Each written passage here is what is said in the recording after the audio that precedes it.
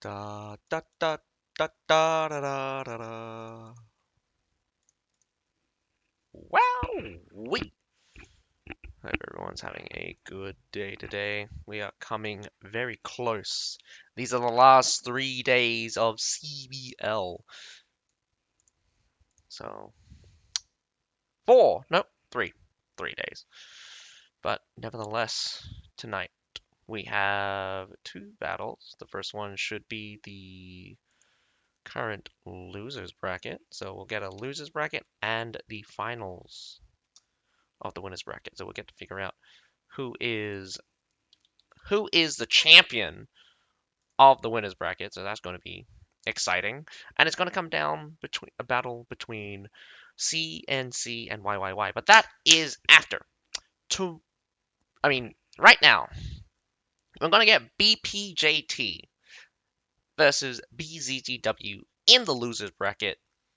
I'm definitely banking for BPJT, but you shouldn't really consider BZZW out just yet.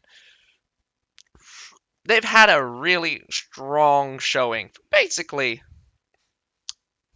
most of their run here. I haven't seen anything spectacular from BZZW, but maybe that's just because their opponents have not really been that strong. Hello, Obi-Wan Kenobi. We're about to head into the pickman phase for the first battle tonight of BPJT versus BZZW. That is our current losers bracket. We should be getting CNC versus YYY later tonight, and that will decide the winner of the winners bracket. And then tomorrow we'll get the finals of the losers bracket. So that will decide who gets to fight CNC on the Friday.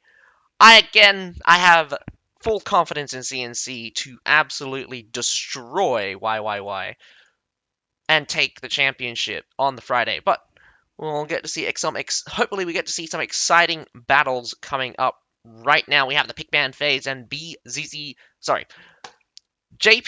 BB no BPJT just bans out Heilong Fjord, BZZW bans out Kurak Castle, and a Harbor City pick for BPJT is, well, there goes a map pick for BPJT for Harbor City.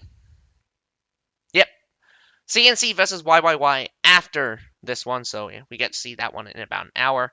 And of course, a Harbor City pick coming out for BZZW. But nevertheless, I hope you guys enjoy my current commentary because my name is Atakai and I will be bringing to you the 13th day of the CBL Asia Division. And woo-wee, screaming right through the pick bands, we have Shield Maidens and Chevaliers banned out by BPJT, and Metalators and Zycalian Militia banned out for BZZW. BPJT just safe pick the Winged Hussars, so that means they cannot be banned out. BZZW will get their third ban now and safe pick. So what are your choices? Interestingly enough, the Chevaliers are getting banned out more and more often. I do think after the showing from GNG and BPJT that the Chevaliers' sally out is just too strong, and we just had the ban for Siphonatis for BZZW. Very strong range specialist troops all banned out by BZZW.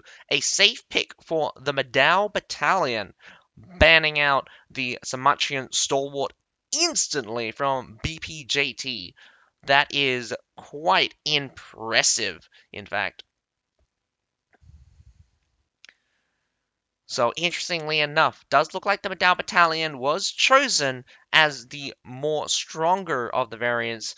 They do well, but probably the Halberdiers or the Fortbrasher might actually be more effective at stopping the Winged Hussars. The Madao Battalion, however, will definitely survive much better.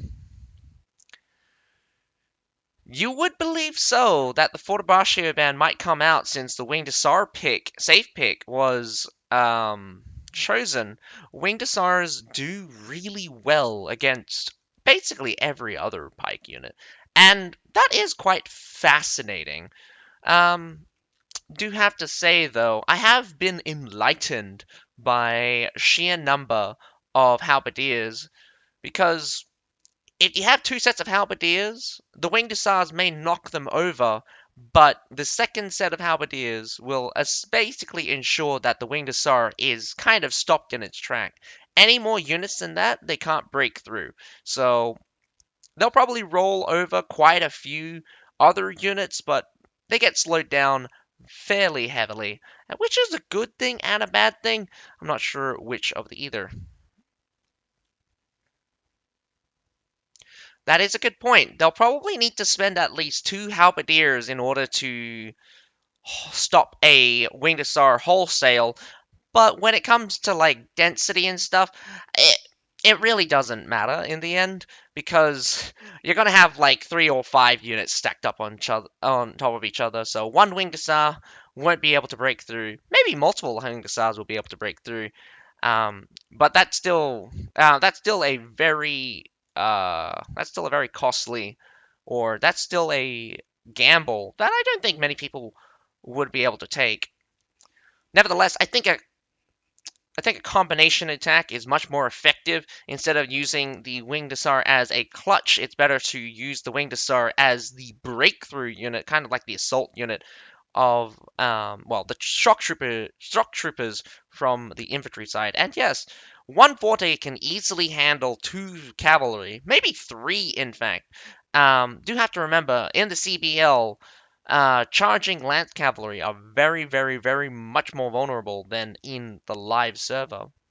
That's mainly due to the reason of the 50% the 50% damage reduction they get while charging, which is pretty impressive.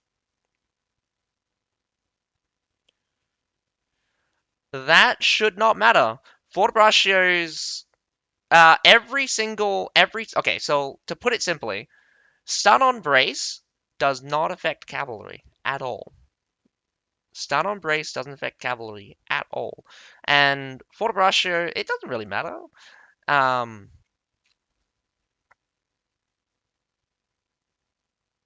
it shouldn't. The stun on brace shouldn't really matter. So you're saying three winged hussars is enough to overwhelm a Fortebraccio? That is good to know. That's good to know. Hello, Zid1. You just missed out the pick ban for BPJT and BZZW, but the first battle hasn't begun. We got about 5 minutes before the first battle should officially start.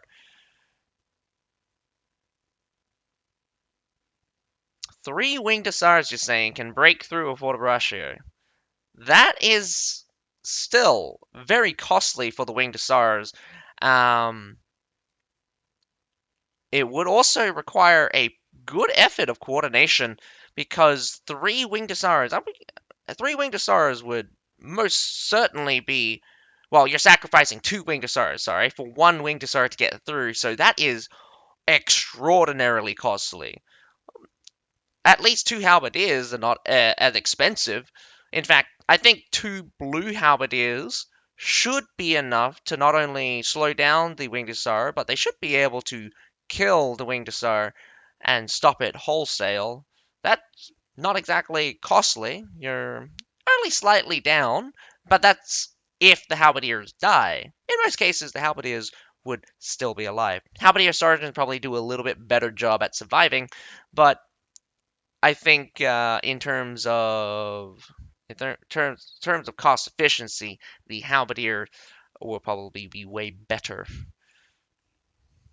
But nevertheless, the first battle should be starting shortly. So don't forget to watch the developers stream for the nice juicy drops if you're looking for them. But you can stay along with me and watch the battle for the good old commentary. I do hope we get to see an exciting battle. Never like to see a complete stomp on one or the other side. But it can't be helped.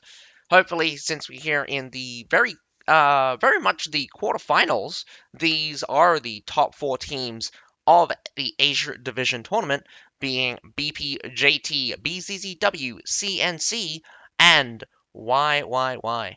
So don't forget we have CNC and YYY later tonight for the winners bracket. So that should be exciting to know that CNC is gonna be our champion for this year.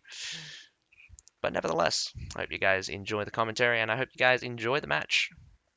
Well, hopefully we get a good, enjoyable match to go. The one other surprising thing is Shield Maidens got banned out by BPJT here.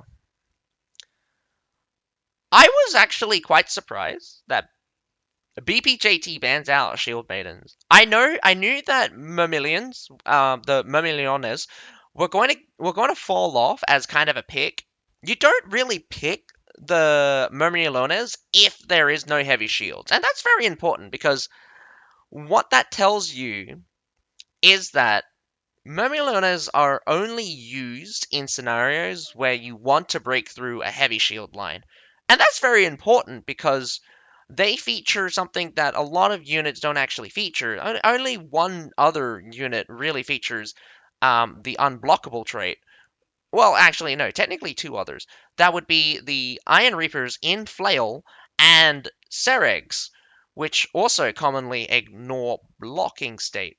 While the Mermillones are very much more powerful, I would say, they are capable of hitting multiple targets, hit for about 3,500 damage, and can charge a second time. Not to mention, they are way more tougher than the good old Seregs and are harder to stop. So, that would be interesting. Are you not live in YouTube too? No, I only stream on Twitch. Doesn't really matter too much, I think. Maybe people watch more live YouTube streams. But instead, I upload my my recordings of my Twitch to YouTube, so that is also that. Oh, I didn't really mention that. So that is a good point. Leaf Cell stating that because Mammalians don't just simply knock down the unit, they throw the unit, so they're sent flying.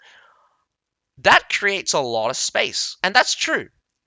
Able to control or basically uh, push out the enemy is a very, very powerful tool that allows you positional advantage. So even if you don't kill them with the mammalian charge, them being shoved out from that area gives you a lot of area denial power. Thanks, Sid1. You want that high energy, and you want to know everything. You want me also to describe as much as possible of what's happening for those that either can't notice some things or just to make it a little bit more exciting. That's the whole point about commentary. You want to know a little bit more. And hello, Eisen, Heinsworth, and Makuka. Hope you're here to watch a good battle with me. I am wondering how bans work. So for the first map is all 6. The bans basically how the bans work is that they're banned. That's it. These are the pick bans. Um, so to explain very shortly, first you start off with the map bans. So BPJT banned out Heilung Fjord, BZZW bans out Correct Castle, and then they both picked Harbor City as their map of choice. So obviously you had you banned out the maps, and then you pick your maps. Now the second phase is the unit banning one, and that's something pretty brand new. So you got double ban first. You get your 2 bans first.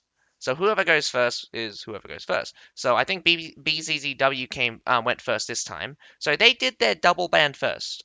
Then BPJT banned out their 2 units, and finally they got a safe pick. So the unit without the kind of crossed out icon on top of them is a safe pick. So you can't ban that unit anymore, which is the Winged Sorrows in this case for BPJT.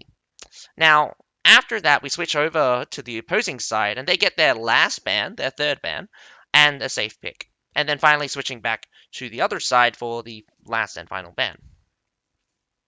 So the safe picks don't really matter after the banning phase because again, they're just safe picks. You can't ban them anymore. The bans will stay in place for all battles, including the field battle. So this is a best of three. So you have one. So both sides get to choose the map they're attacking, and so you get a flip. I believe BZZW is no, sorry. I think BPJT will be attacking first on Harbor City, followed by BZZW. And if it does come down that it's 1-all, you get a field battle, which is of course a field battle. Does look like BZZW actually is attacking first. My bad. I'm sorry.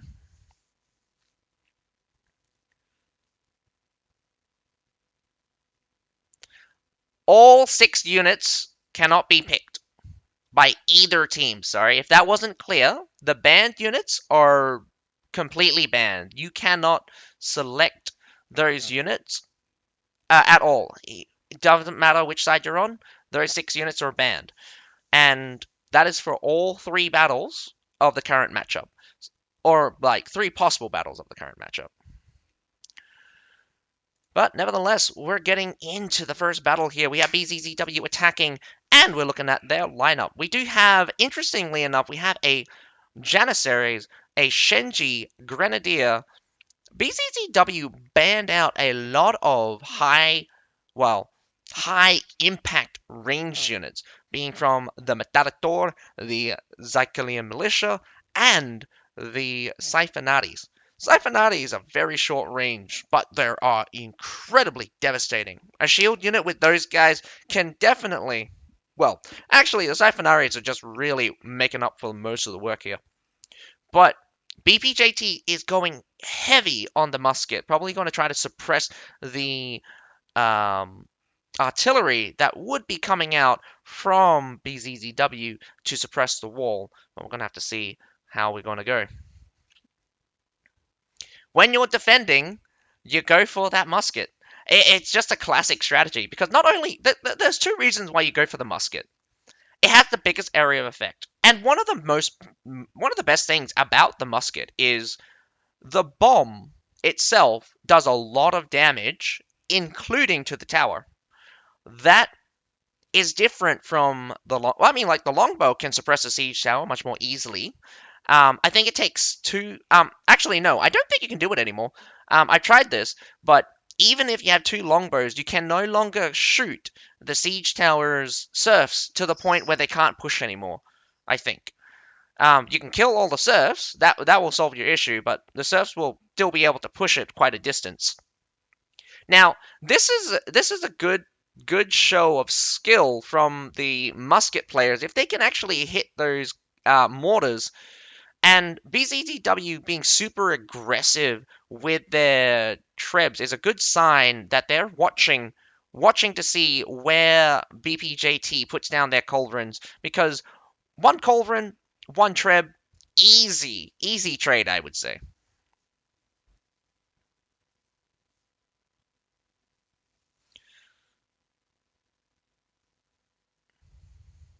Yeah, definitely a pretty standard strat. Um, the musket is like, again, we rely more on medium armor classes, so them switching to musket is not really much of an issue. They switch from musket back to spear or pike. Naturally, pike is probably a bit more flexible. Spear if you want to go for that kill potential. And Nodachi's not really picked, especially not in the higher rank. You'll notice that Nodachi is one of the classes that you'll never really see. You'll see a couple of jewel blades, not really something that anyone really uses. Longbow and shortbow. Longbow actually getting buffed. I would say buffed in the most recent patch. And the shortbow itself also got buffed last week. So I'm kind of surprised no teams kind of picked it up. Not to even use it. Probably just because light armor classes is just very difficult to play. Um, and they lack a lot of guarantees, especially in kind of like the hero versus hero department. Once you're locked in for a armor type, it just becomes very difficult to survive, especially the lower class you go.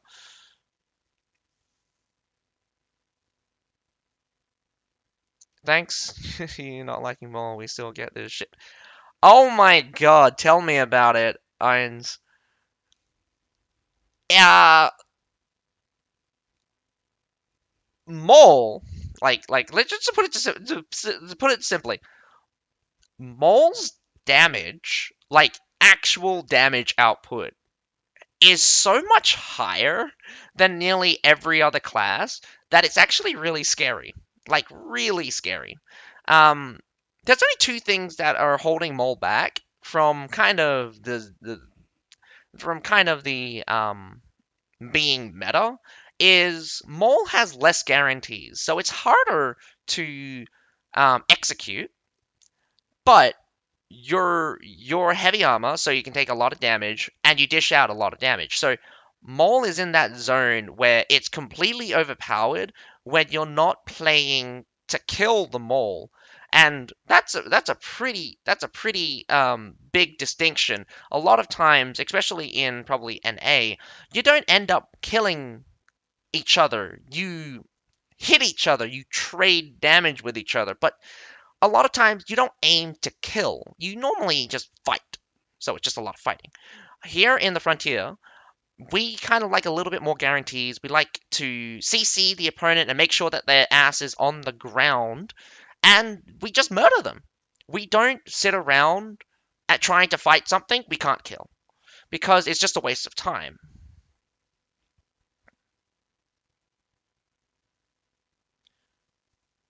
Right now, BZZW sent a contingent inside, so this could be very interesting. Starting off from the front gate, immediately getting squished.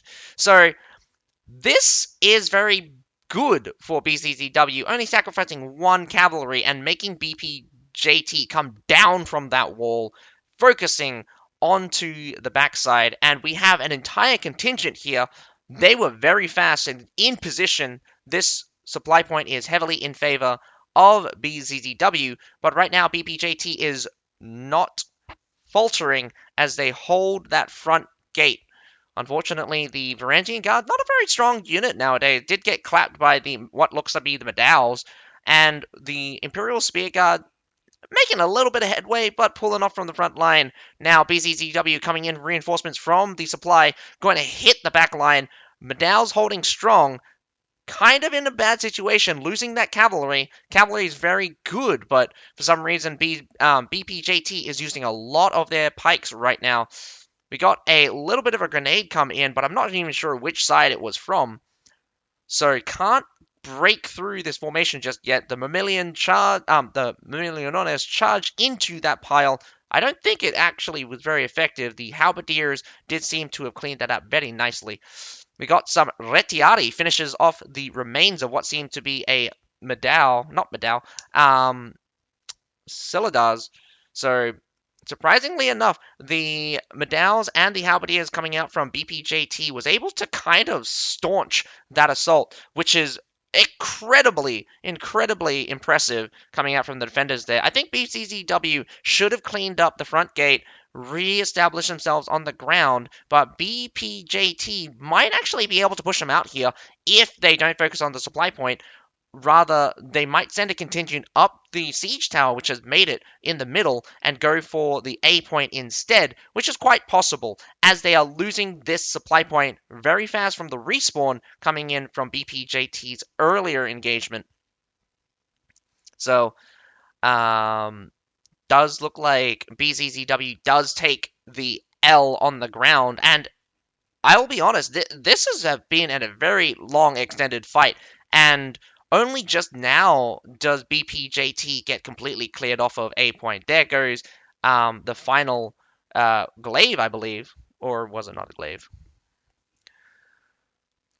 It would seem like they might challenge it. That would be very impressive if they do, but it's kind of silly without staying power up on the tower.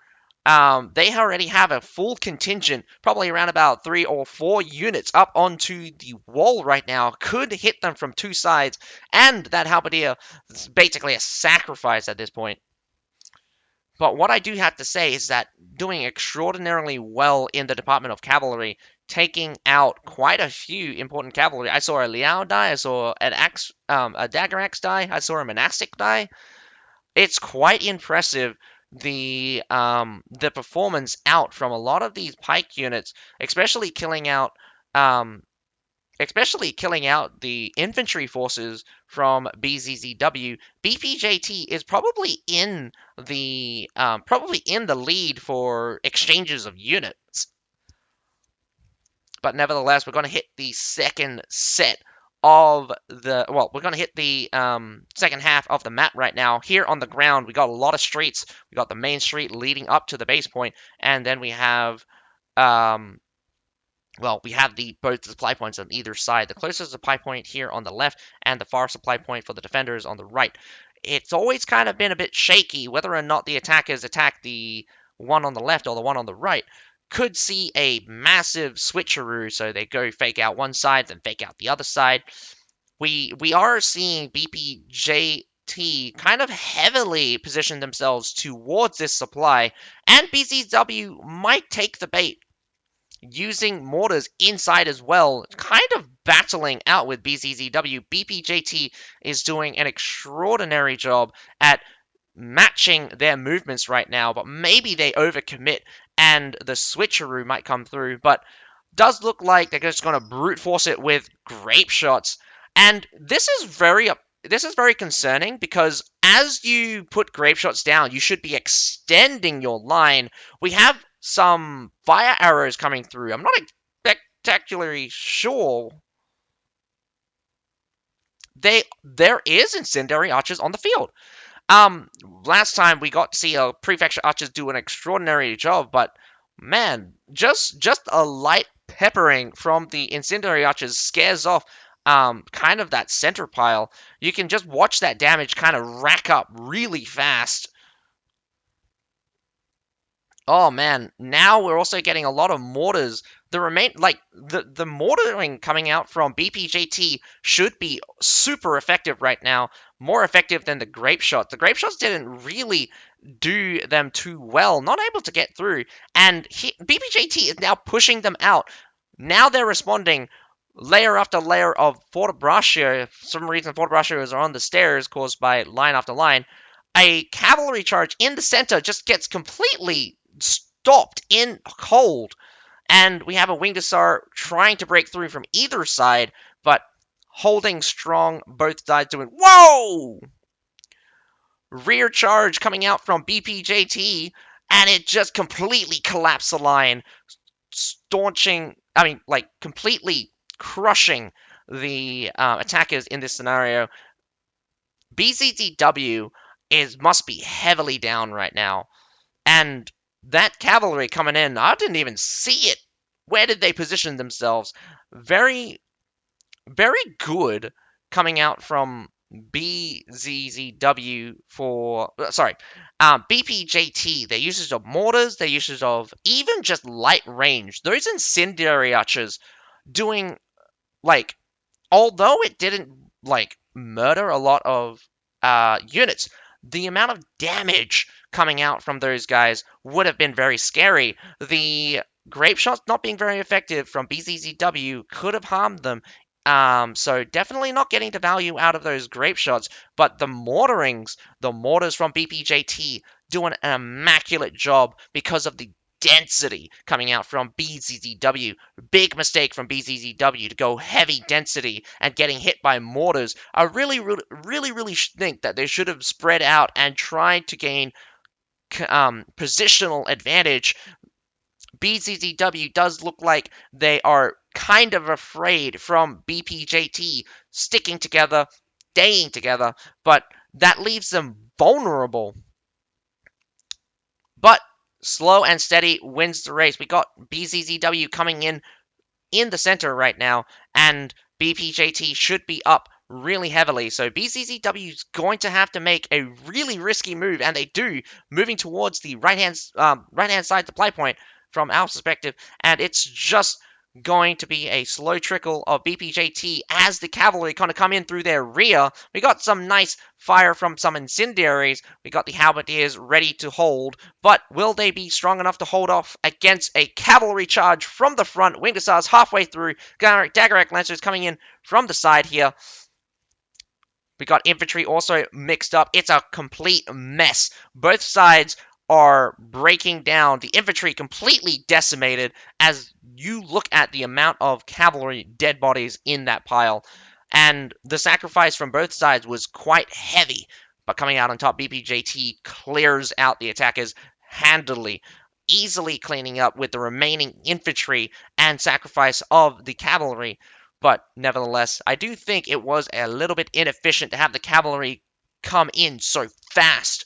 But nevertheless, as long as they come in together, one or the other will win. And in the end, BCZW is so unconfident in their position that they look to have forfeit the last 3 minutes.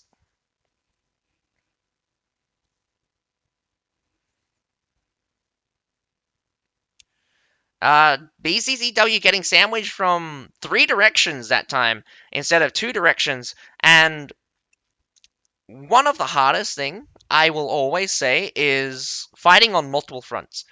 If you're surrounded and you get cavalry charged from every single direction, one side just needs to break, and then the other, then you just get cleaned out wholesale. Like a cavalry charge is so devastating that if you cannot stop it, it just goes straight through. It just goes straight through. And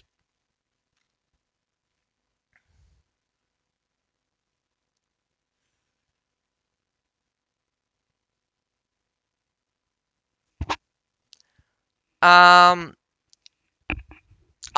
I think it's a bit of both. BPJT able to pick their fights, and it's just BCCW picking their fights really badly.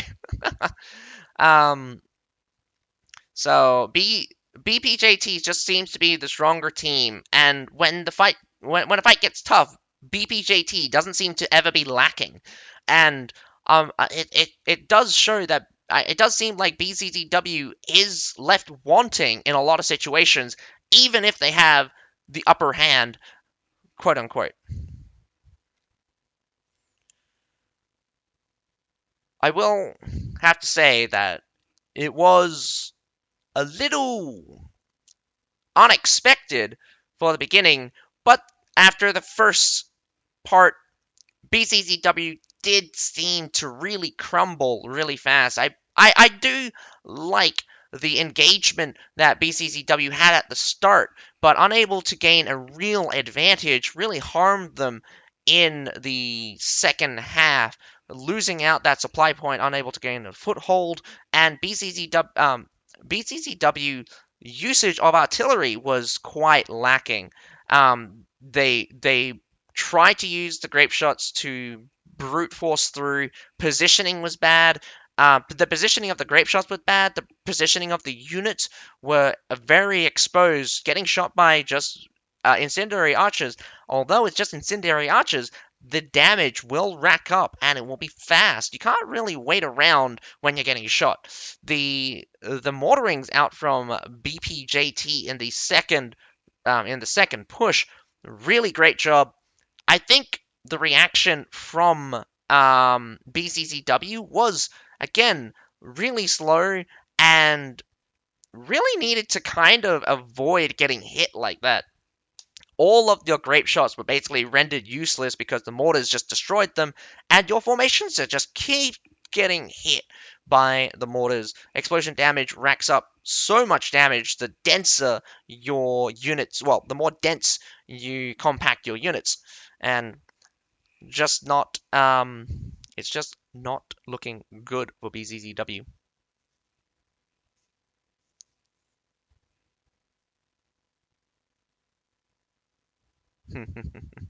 Too early to say who go next stage, but it looks like Asia on top three. Well, BCZW on a are in top four. Um, if if they do get beaten by BPJT here, they are solid top four. I mean, like the fourth place. They like whoever loses right now is fourth place. Like we already know who are the top four in the Asia division are. We'll get to see who is third and who is second and who is first. And it all comes down to the next few battles. The next four battles will decide who is who. Right now, we are deciding. We're deciding who's fourth place and who gets to go for second, first, second, or third. Like we're in the losers bracket, so I think BPJT again going to win this hands down. Not really much of a challenge after that first attack.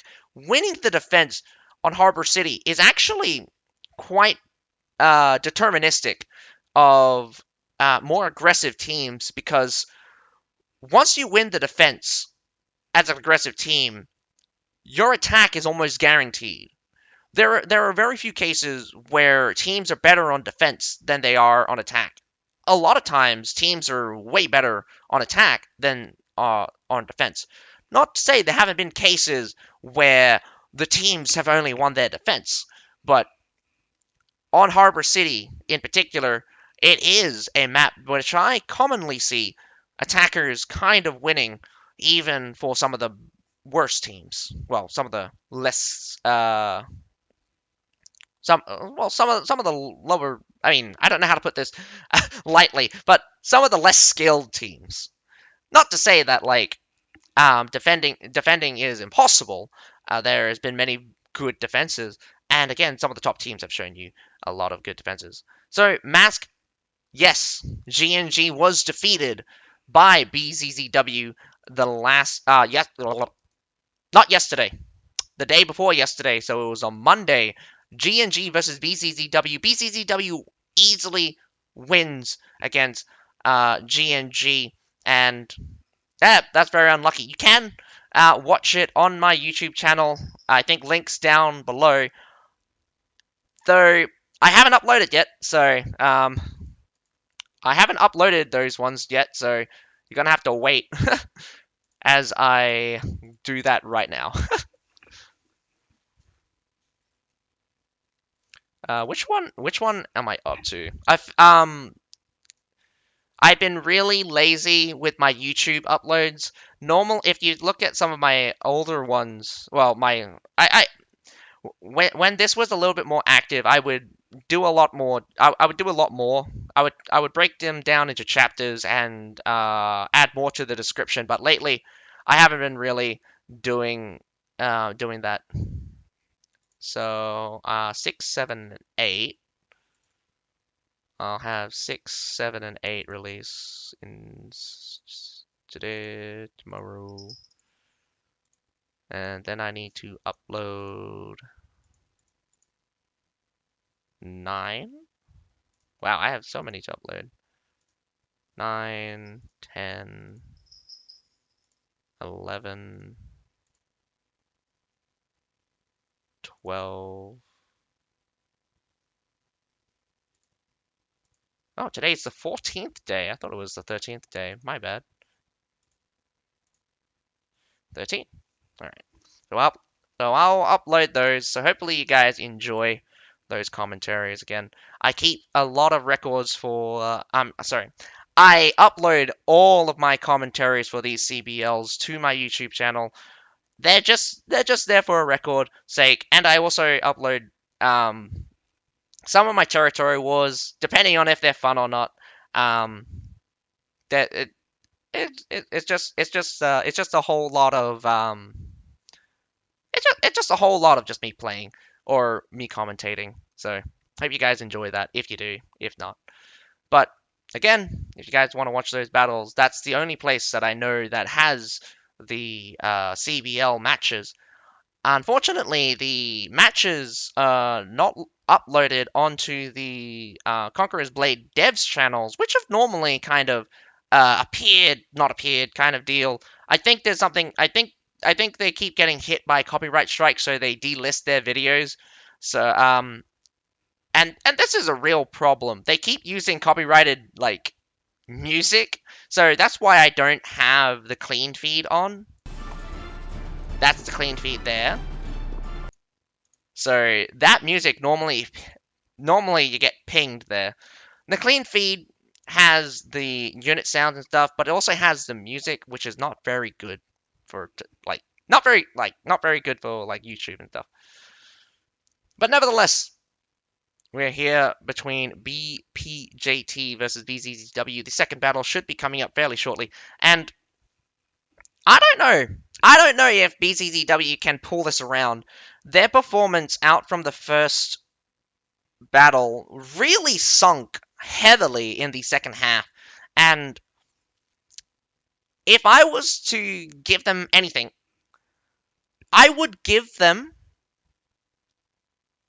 the sorry, not if I want if you're definitely going to struggle against cavalry as the defenders of the next battle, BZZW, I would go all in on the wall.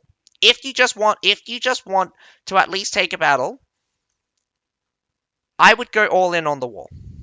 Because it's very apparent that you cannot deal with the multi-cavalry charges coming in from multiple directions from BPJT. And that happened twice. You got hit twice. You tried your best, all in on the wall. Don't even go down onto the ground, because the ground battle, you're gonna lose. Like, again, you're gonna lose. Hold those siege towers like your life depends on it. It's my advice to you. But nevertheless, here we are. Harbor City, second battle's beginning. Hope you guys are going to enjoy this one as well. BPJT is probably in it to win it, attacking on Harbor City this time.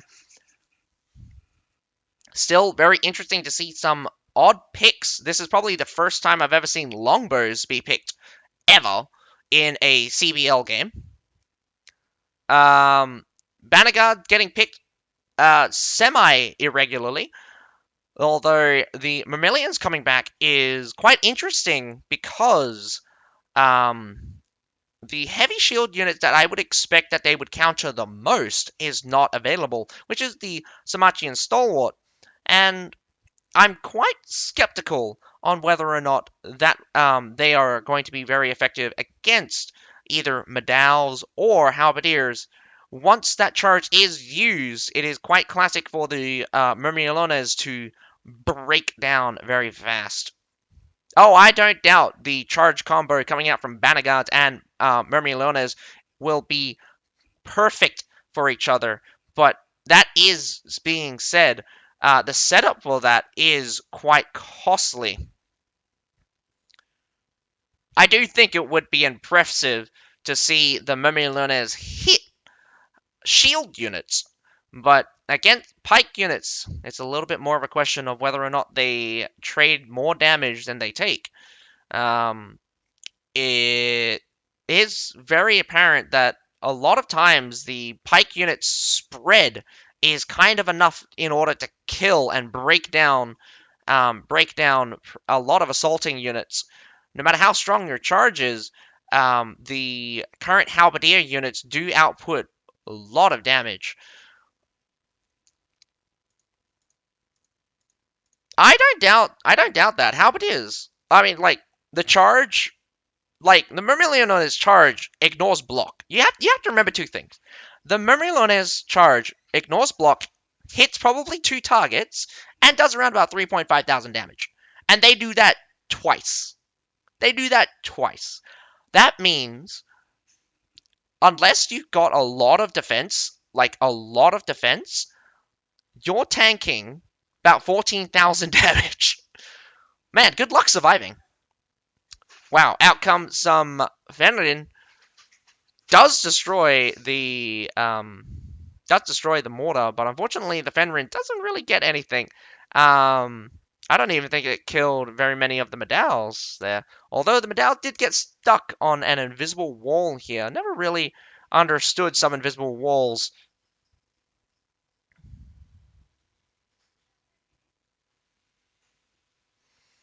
So BCCW, I would also say that like Obi-Wan Kenobi, you're correct in saying that the muskets not being on the wall means that lower pressure across So there's mortars there's mortars available to be destroyed, but without more muskets, you can't really destroy them very fast. And I do think that BPJT is going to bleed out a little bit of the culverins here with just the mortars. And they're trying their best right now. Looks like two mortars going for that culverin there, spectating. And so the first generation siege tower does go down. Second generation siege towers are making their way through. It's slow, but there's a couple of muskets. Not enough to really suppress the mortars, making it much more difficult to trade. Um, already used 9 of their culverins, so I don't think they're gonna have enough culverins for a third generation. They'll probably have enough right now to destroy this second one, but I'm not sure if we really want to go all the way through with that. Why 3 longswords? No idea. Longswords are classically a really good trading class.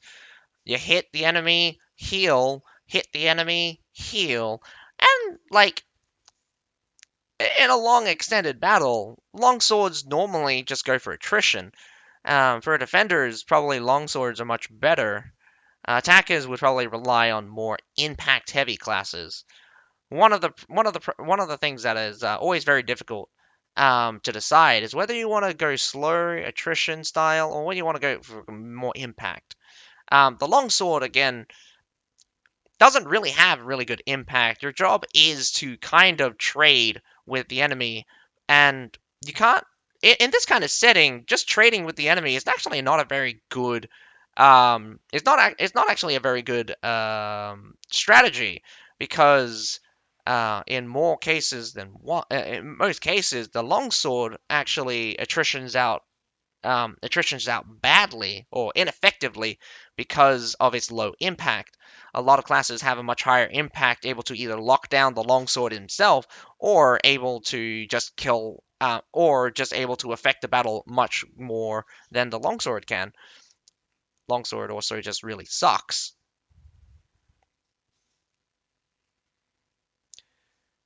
No, you don't. No, you don't, Obi-Wan Kenobi. That's not inherent. That is a rune, by the way. Um, right now, I believe you're talking about a rune which gives 8% damage reduction when you use Heaven of Mercy or um, Knightly Vow.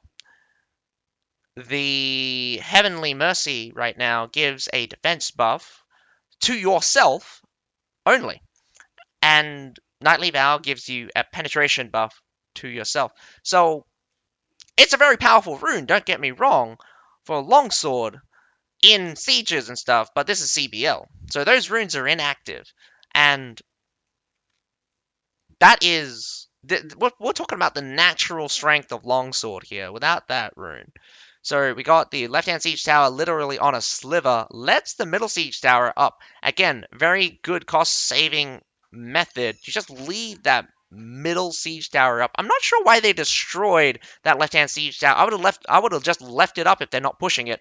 And right now, the right hand siege tower is getting low. Probably going to get destroyed very easily. There's, there's just not in a good position, I would say.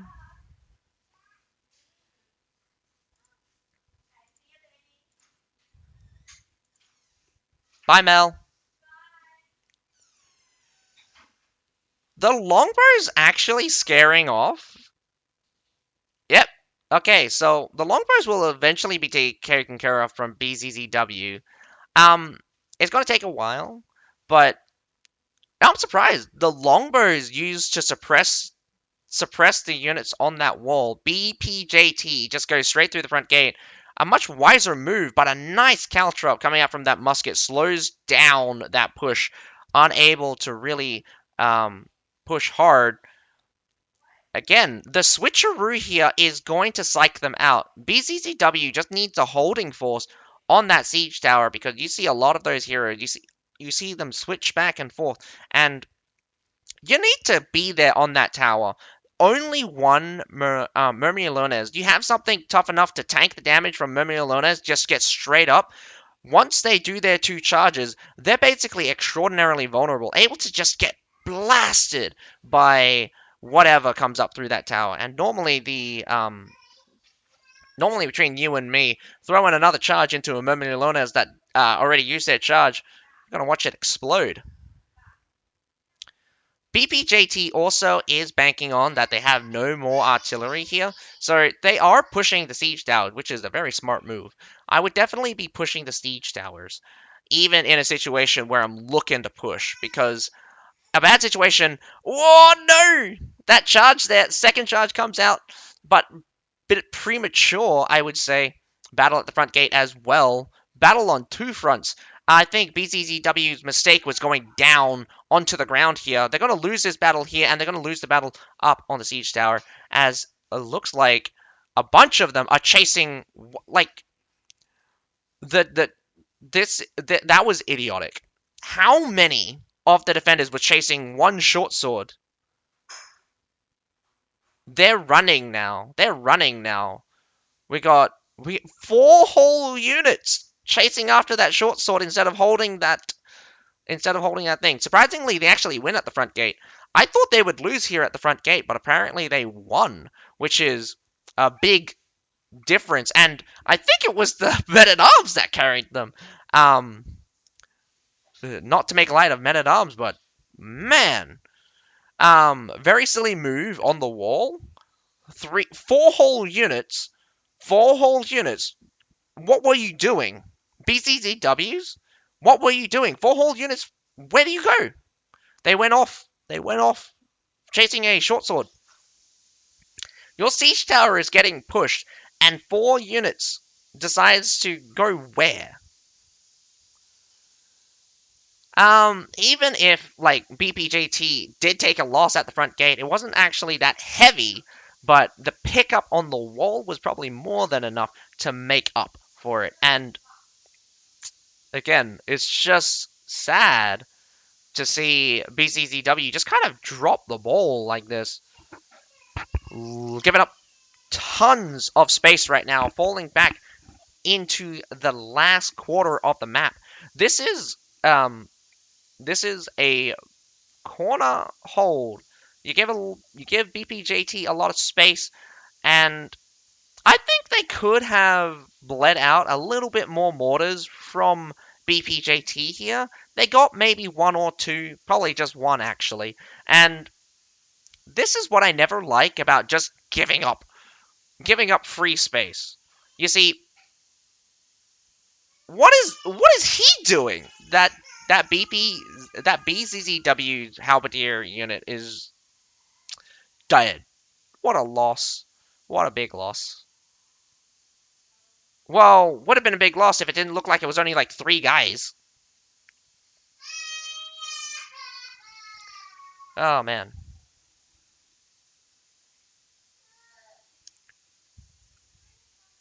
Hello, Mesme.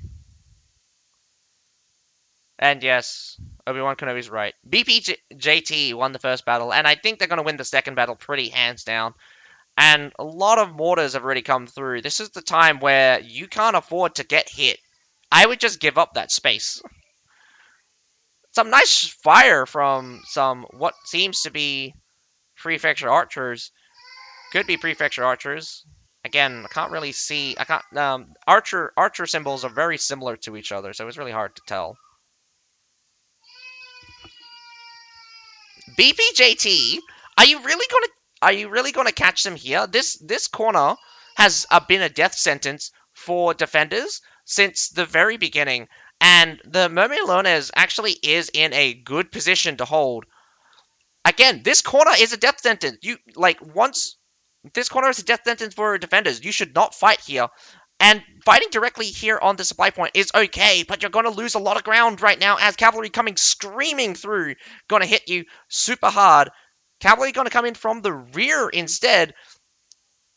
Not good as the Fort Braccio turns around and an Imperial Pike Walk comes out, stopping the cavalry wholesale, killing them off really quickly. Fort Braccio tries to come in from the rear to secure the back line. And BPJT is going to hold the supply point fairly easily. A reset comes out from a longbow just jumping in and out. Um, Even if you can buy time, you're going to have to respawn into this. This is going to be a very tough fight for you, as what you respawn with will determine what kind of response you have. Walking your Demez pikemen straight into those medalls, very bad move. You kind of want them to just attack, move in instead of run into those medalls. As you can see, just completely decimated that Demez pikeman. BZZW is slowly whittling away the forces from BPJT, but it's just overwhelming. Whoa, Winged Stars just goes straight through.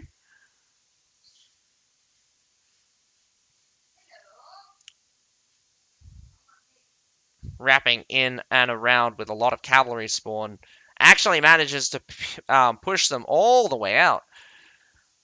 The exchanges were pretty bad at the beginning, but right now, I think it was okay. I think it was okay. I think they didn't lose too much, but it was a hard fight, I would say. Very hard fight. The respawn, the supply resets were really came in clutch.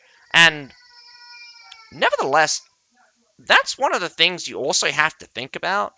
You never want the enemy to actually get the supply point, and just teething on the edge of BPJT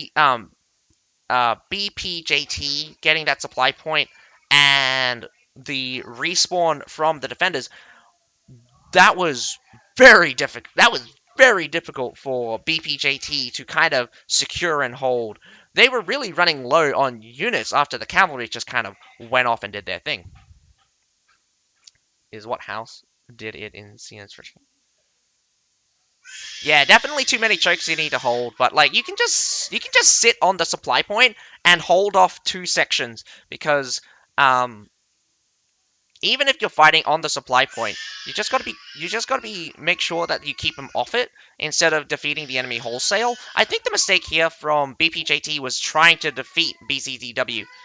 Cavalry just forcing their way straight through. After a winged assault charge, the dagger lancers go all the way in, and it collapses the center section. And this wing of BPJT actually gets stranded. We got some dagger lancers coming in behind. Dagger lancers sweep up the halberdiers, and wow, like from a second looked like it was going to be a major victory for BCCW. BPJT comes in with a huge reversal, keeping that cavalry kind of in reserve to reverse the situation, swept out all of the other.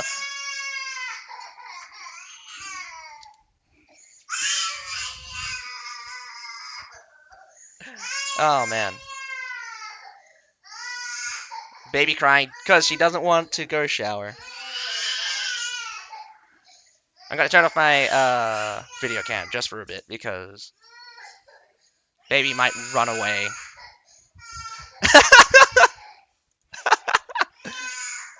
Oh. I don't I'm very surprised that BCZW manages to get some short swords up onto this point here.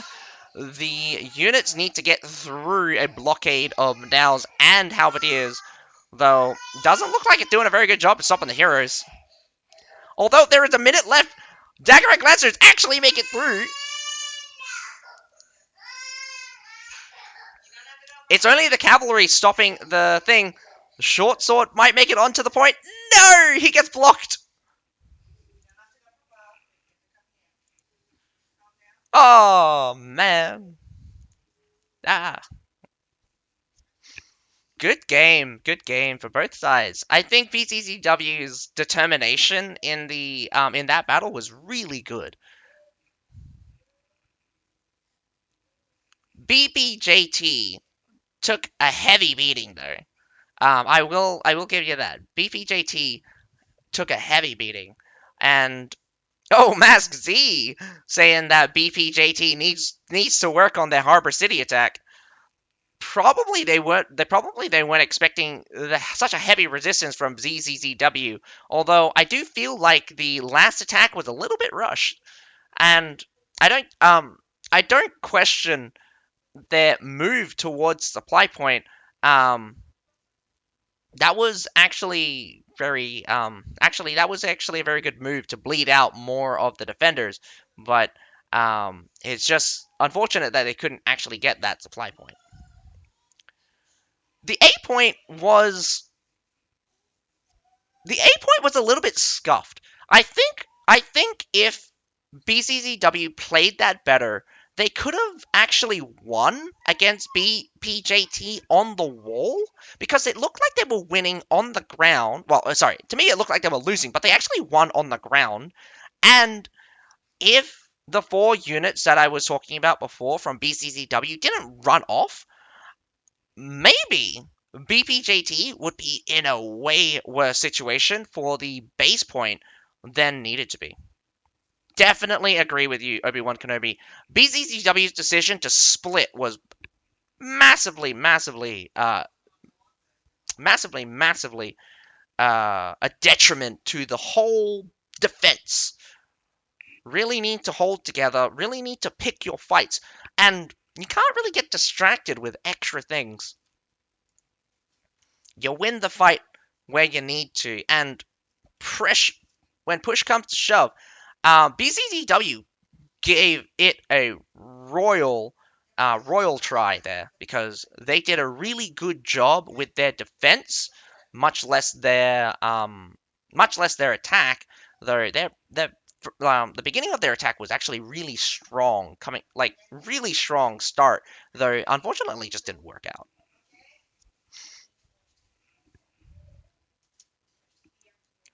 Oh yeah, definitely. Yeah. CNC versus YYY. I think we get the pick ban in around about 2 minutes. So I'll quickly go do a ad. Hopefully you guys get to see the pick ban. But I'll be back in around about 2 minutes.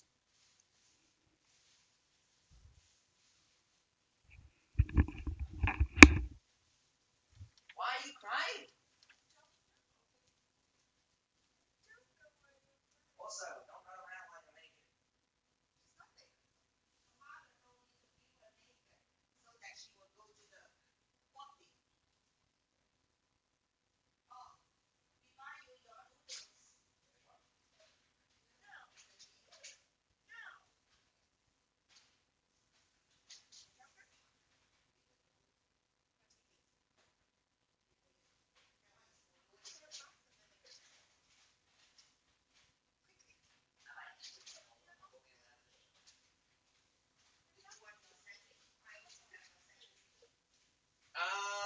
No, I'll eat the noodles now.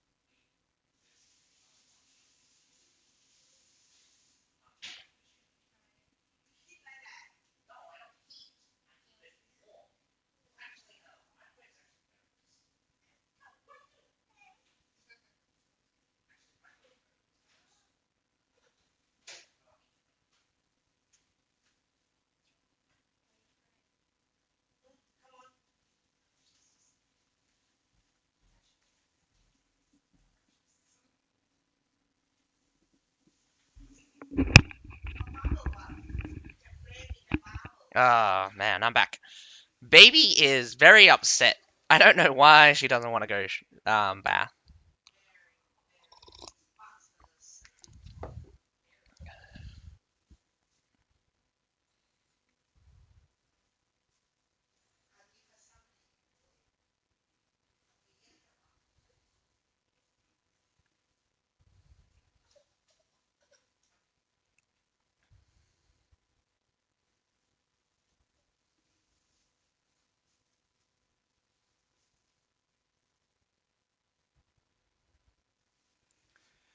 GNG versus YYY, but Ace strat for hidden is insane, or gameplay at least.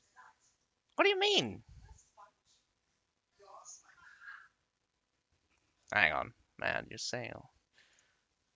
You know, no one put any predictions down. What is this? What is this? I put a poll up, and not a single person votes with any votes with their channel points. How dare you guys?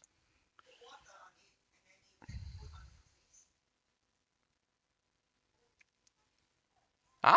Oh yeah, learning anything together is worth it. Like you have fun by working together. So CNC bans out Correct Castle, chooses Hidden City. YYY bans out Harbor City and chooses Hidden City.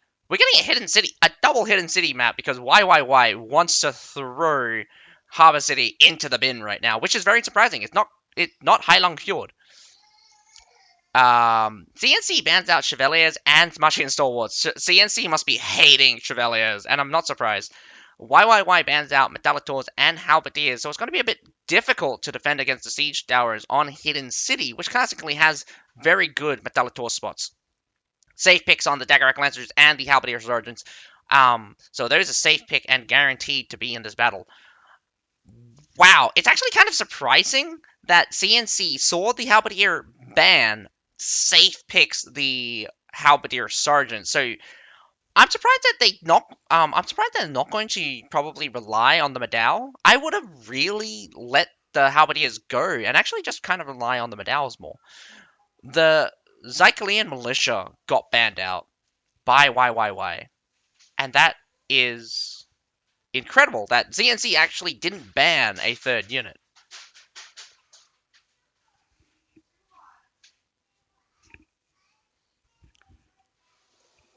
Really? That's what you meant?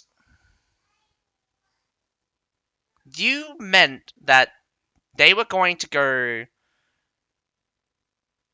So what you're saying, Mask, is that you knew that they were going to go on Hidden City. What makes you say that they wanted to go on Hidden City? Are you saying that CNC wanted to go on Hidden City, or YYY wanted to go on Hidden City?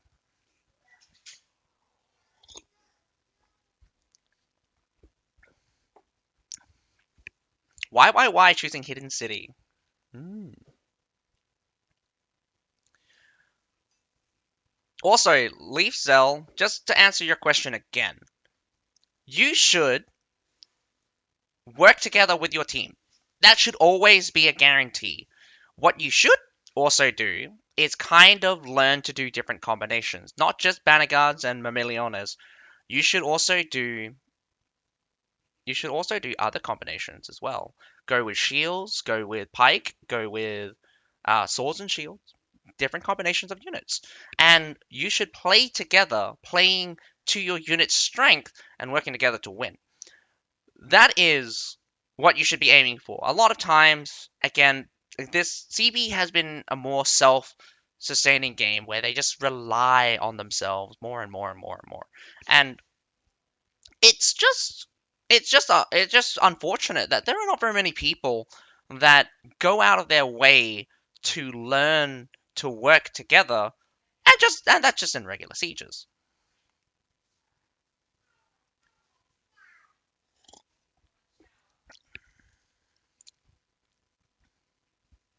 I thought CBL won on the field.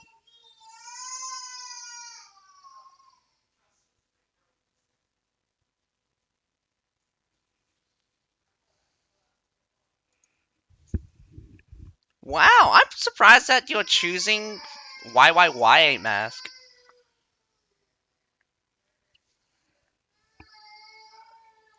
I can check for you real quick.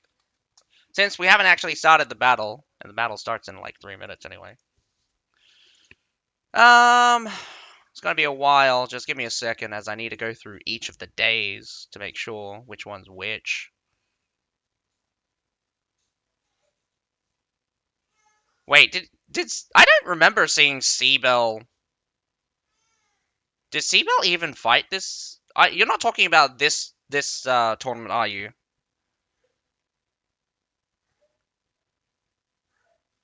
Yeah, you're not even talking about this last one. Ugh, man, that was so what? That's so long ago. Maybe I'm talking about my ass.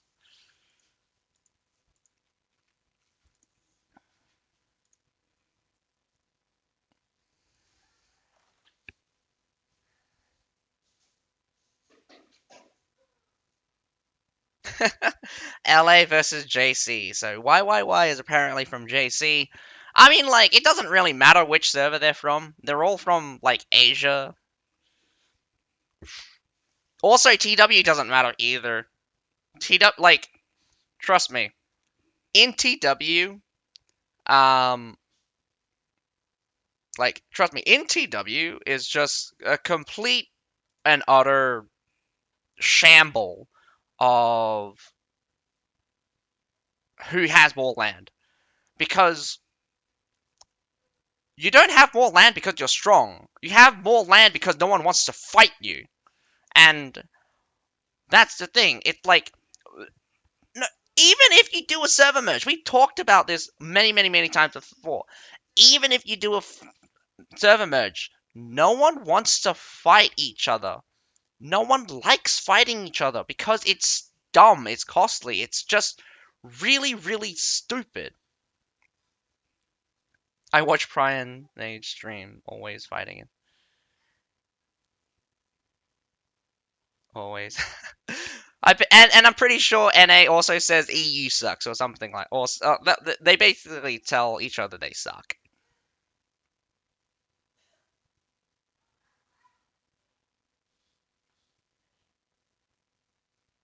Yeah, I know that, dude. I'm Rising Phoenix is in the CNC Alliance. They just called us to help them fight in Liang Yun. Not I mean not that really matters because it's just like we're just gonna be thrown up against a bunch of one of the other alliances probably.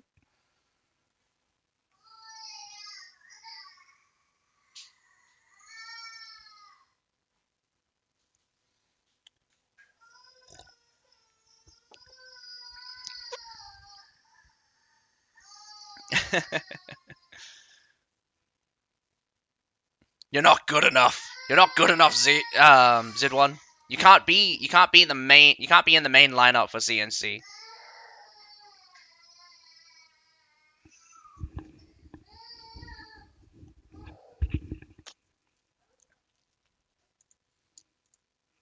I mean like that too because I mean like everyone speaking the same language is really really good because it means you can communicate with each other.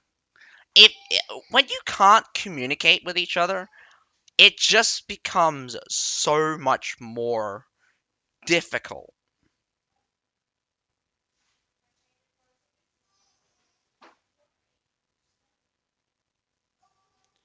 I can't imagine being in a team where they can't use words to communicate with me. Like like they'd be yelling, I would be like, "What are you trying to say?" And they'd be like using broken English, and I'd be like, "I'm trying, man. I don't understand you." And it's just like eventually I get frustrated and they get frustrated at me and I just get even more frustrated and then I just don't perform very well. I don't perform well under pressure.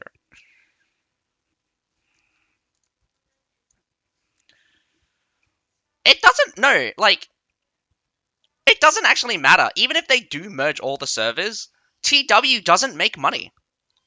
Like, did one in what reality does like TW make money?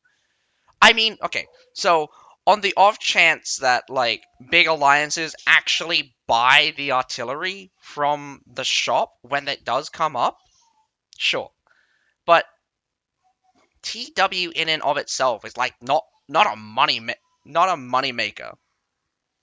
Like you don't play CB for TW only. Yeah, like yeah. You don't need the same language for TW. They say you go here, you throw yourself at the enemy.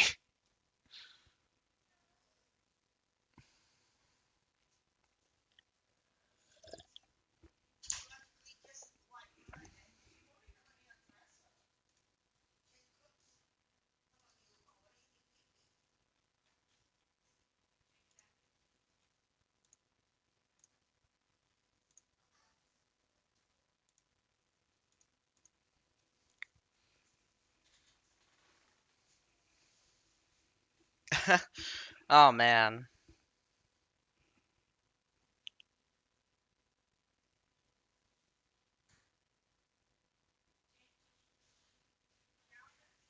Really? Do you translate in battle, or do you just translate out of battle of where people need to go?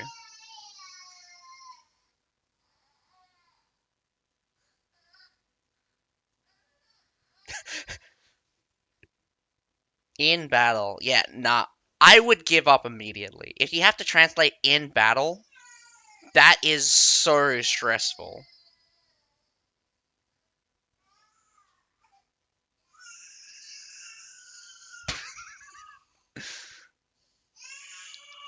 Oh my god.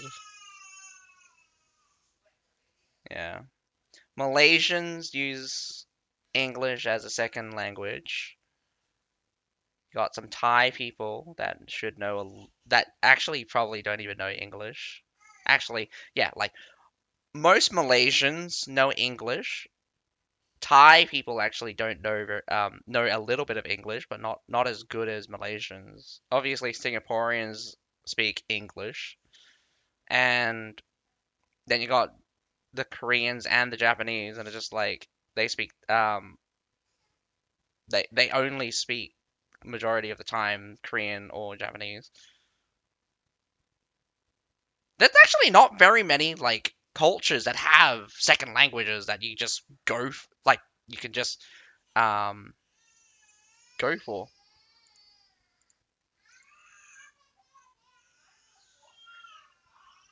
I'm surprised that the battle hasn't started yet, and I've already ended the prediction. So 80% CNC right now with 5 people. YYY with 20% of the channel points with 3.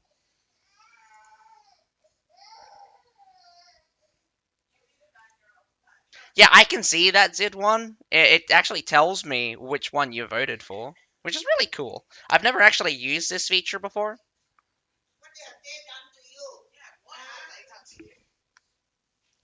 Good thing I turned off my stream. Not my. Oh, I haven't turned it off. Huh? Yeah, no, they can hear it.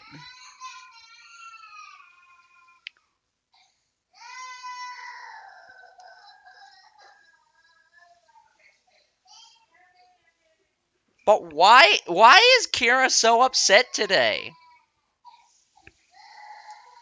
Oh my god, I'm sorry, folks. I mean, like this, it happens every Thursday.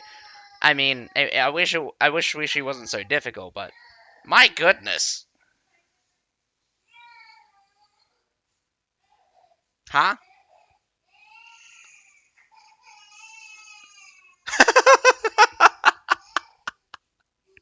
Oh my god.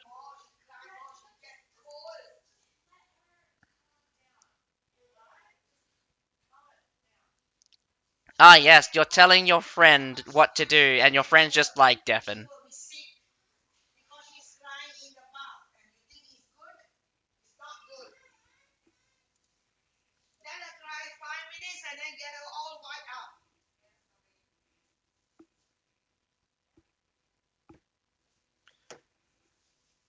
What? Why hasn't the battle started? Hang on. I'm just.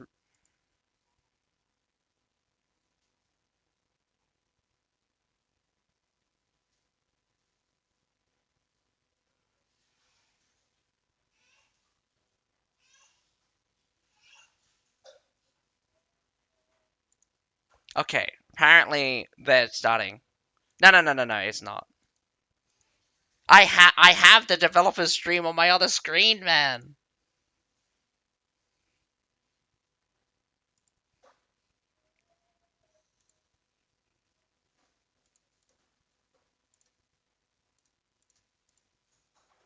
Who won the other game between BPJT and BZZW? BPJT won 2-0. Hands down, really easily. I mean, they did get a really big. I mean, like, BZZW were a little bit better. Might not actually be one player down, just hasn't loaded in this section. But it is concerning. It is concerning that we don't see him here. We're seeing quite a few. We're seeing quite a few Iron Reapers, which are classically not used very often. I think Mimileones would do their job better.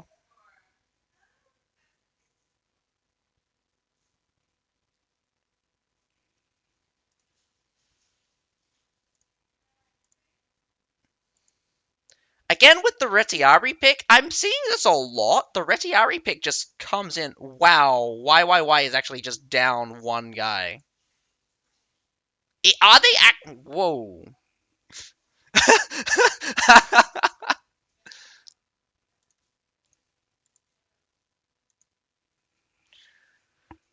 um. Yeah, that's really concerning. Oh wait, hang on. 1, 2, 3, 4, 5, 6, 7, 8, 9, 10, 11, 12, 13, 14, 15. Wait, did he just come in? Oh man, gave us a heart attack, didn't he? Hopefully he has his unit selected.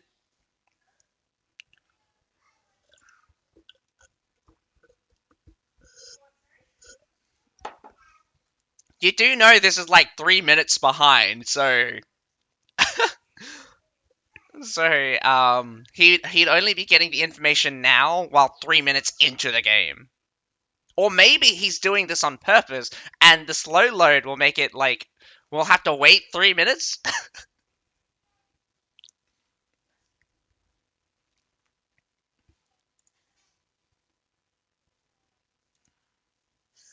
Killing zombies and survive.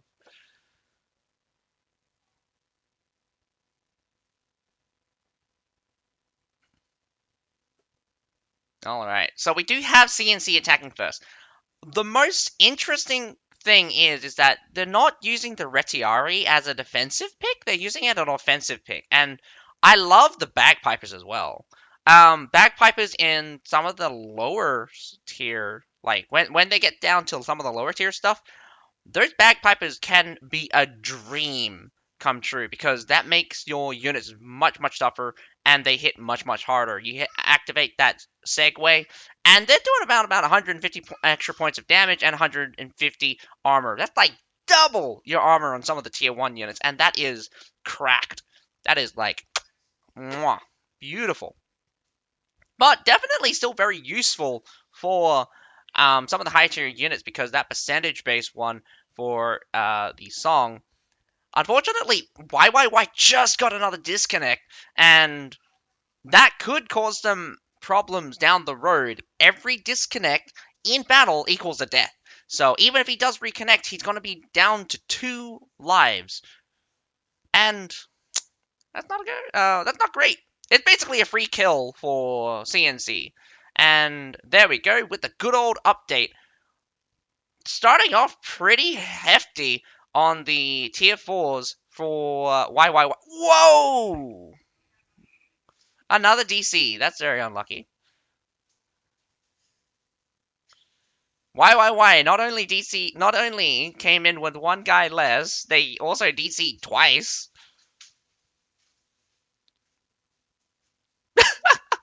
Rematch! Nah. I don't think a rematch is going to be called at this rate. Although I would say that your internet connection is not with you today. Why? Absolutely not with you. His palms are sweaty, knees weak, arms are heavy. There's vomit on his sweater already. Mom spaghetti. All right, does look like they just ran off the wall right now, letting the siege towers get up very easily. I don't know why they use 5 of their artillery if they were not going to destroy the siege towers, because none of the siege towers really got destroyed. That fast siege tower from us right now got really close to death.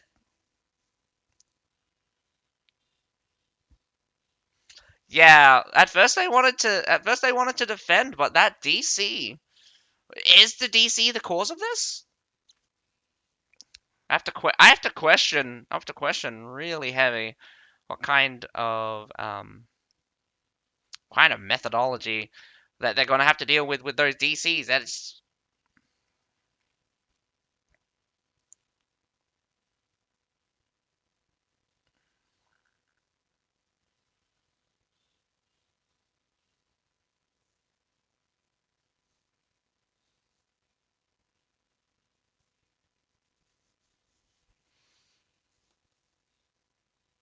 it says they're down to 14 players. Is that correct? Oh man, YYY has got it in for them right now.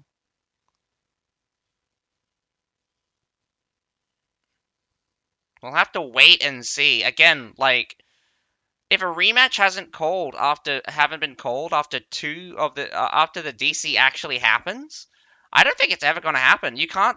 I don't think they're going to be able to call a rematch at the end if YYY loses.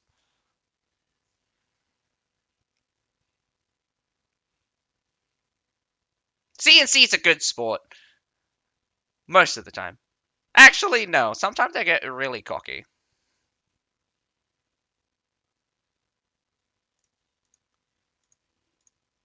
Kira went to sleep now, or went to go watch thing. So it's actually kind of interesting to see a couple of the units inside the front gate from YYY. They kind of spread themselves up in a kind like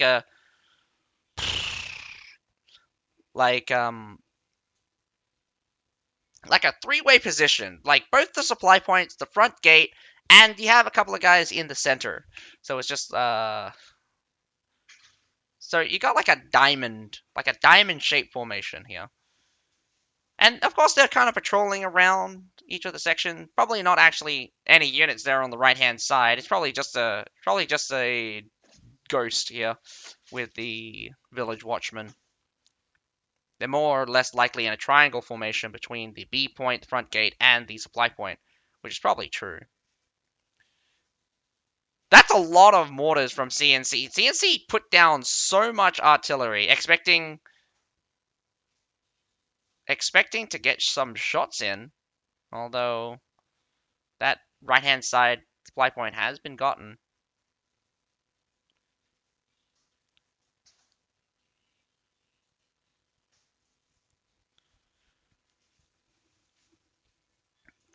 Maybe. Again, a rematch is something that it can be agreed upon between the two teams. That's if something game breaking happen. That is something that the two teams would have to agree upon. It's not impossible, but I would also say that YYY, considering to play on here, is a good show of spirit here. They don't think they've lost just yet, even though they've got 2 DCs down. I mean, 2 people that DC'd out, and YYY loses one of their heroes just now. CNC being super cautious, though. I do think CNC might be moving up finally. They used a lot of artilleries trying to get a little bit at a time. Oh, that's a bit terrifying looking at the Claymore's Iron Reapers and the Men at Arms. Although I will say that's not really a deadly combo. Well, the Men at Arms at least are not. You have a lot of anti units, which are the halberdiers with the medalls. Would you sacrifice the medalls to protect the halberdiers? I think so. I mean, honestly, you should really have a shield unit block off damage, and a really good shield unit right in front of you. The Mermilones, really surprising that they rather the halberdiers here get hit rather than the Mermilones, and that's a really good question I would like to ask about teams about how they decide which units should be tanking the hits and which or they're rotating the units because right now we have CNC rotate towards the medalls here and finally a good might see a push come all the way out from CNC. Does look like they're poking their heads around the corner. Whoa, throw with the Retiari and the bagpipers booming absolutely booming with the attack buff. Try to get that counter attack just now. This doesn't work on artillery, so as much as you would wanted it to. Whoa! Metadoms goes straight in, and the Daggerack Lancers probably activated. Nice shield smashes straight through the Metadoms and the Shield Maidens to clock them out. Did you see how fast those Shield Maidens and Metadoms just got eviscerated? They cleared out the front gate. Daggerack Lancers comes through. I do think YYY has taken a heavy, heavy loss immediately. Although the pickup is not exactly large, it's not exactly small either, picking up a few units, but the losses are kind of crazy from YYY's side. Unable to push through. CNC does impact really well. I think the unit selection was just not in their favor here. There was no pikes in the central line, so really couldn't stop that cavalry, and really wanted to get into those medalls. We can't really see the fight there on the front. I do think the fight here might be a little bit ill-conceived. Ooh, Shield Maidens more or less getting murdered here. Probably took a cavalry charge to the front. Mole coming out from CNC, just crushing that medal. And we had the Outriders just clean that up. It's very surprising to see some Outriders here be used as an impact weapon. It's not looking good. It's definitely not looking good. They're probably down, I would say, probably a whole 15 units at this point. Probably less, somewhere around the 10 mark, actually. But you started off really weak here. Your defense gets crumbled. Your units are beaten. Not sure what I can say. Definitely, probably bad pressure coming out from YYY, and also very bad unit preparation, especially in the center. I'm not sure how they reacted there on the right hand side since I didn't see very well, but also in the center of the inside the front gate as well. Not very good pressure coming out from YYY.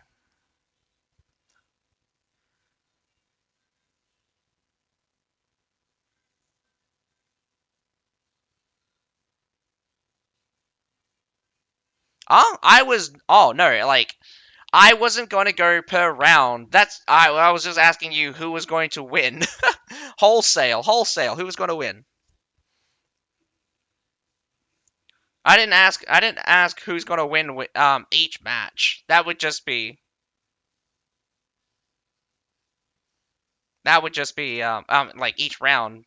I just asked. I just did the prediction for the whole match.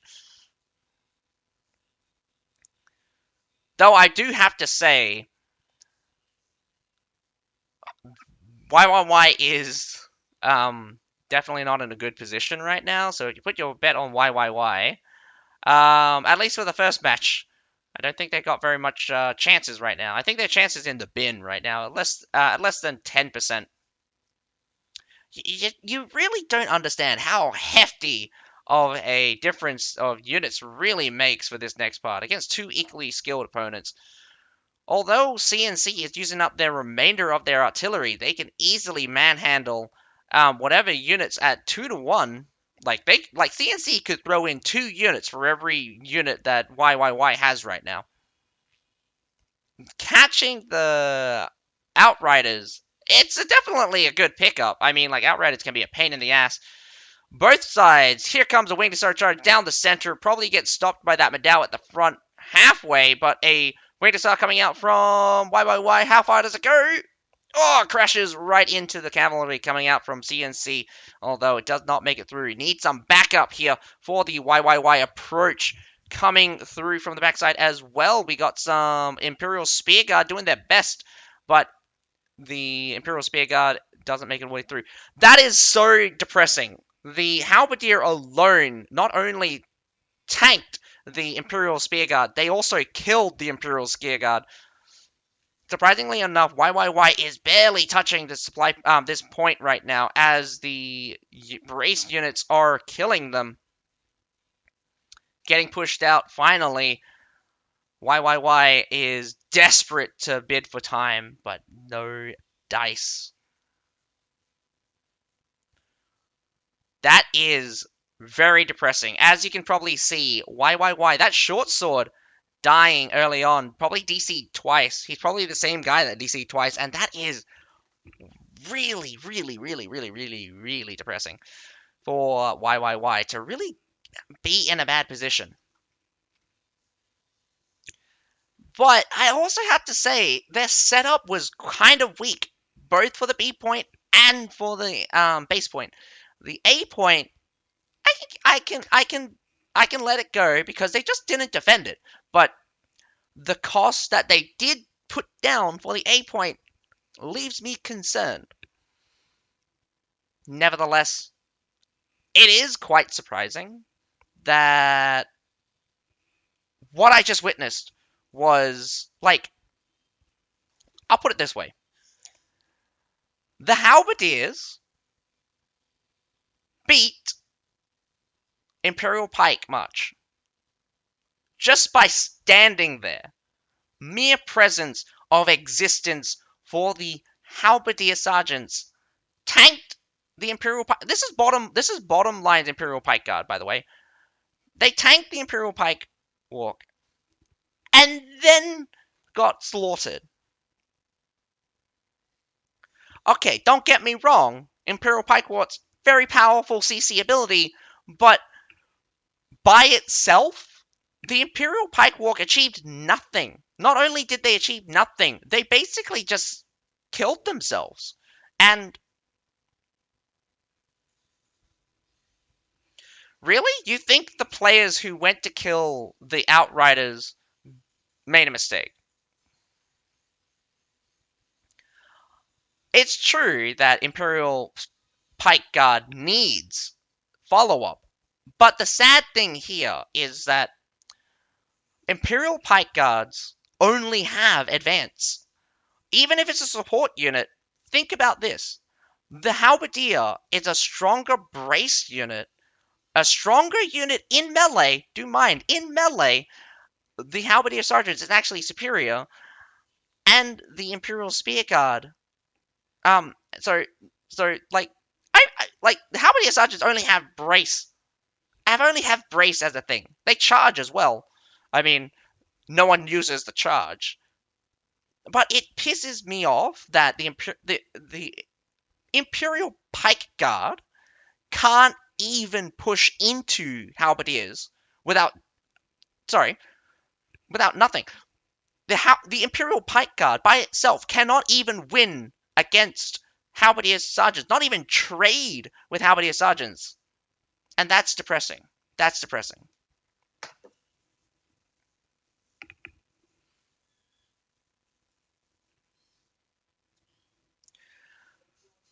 Inside information. I wouldn't be surprised if they didn't call for a rematch, mainly because they probably don't need it, mainly because they don't think they're going to win. But also, it'd just be a waste of time. And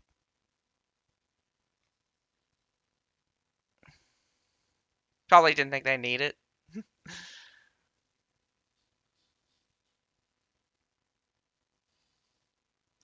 it wasn't even that insane. They actually were walking into just one of the brace units. There were 3 different brace units there.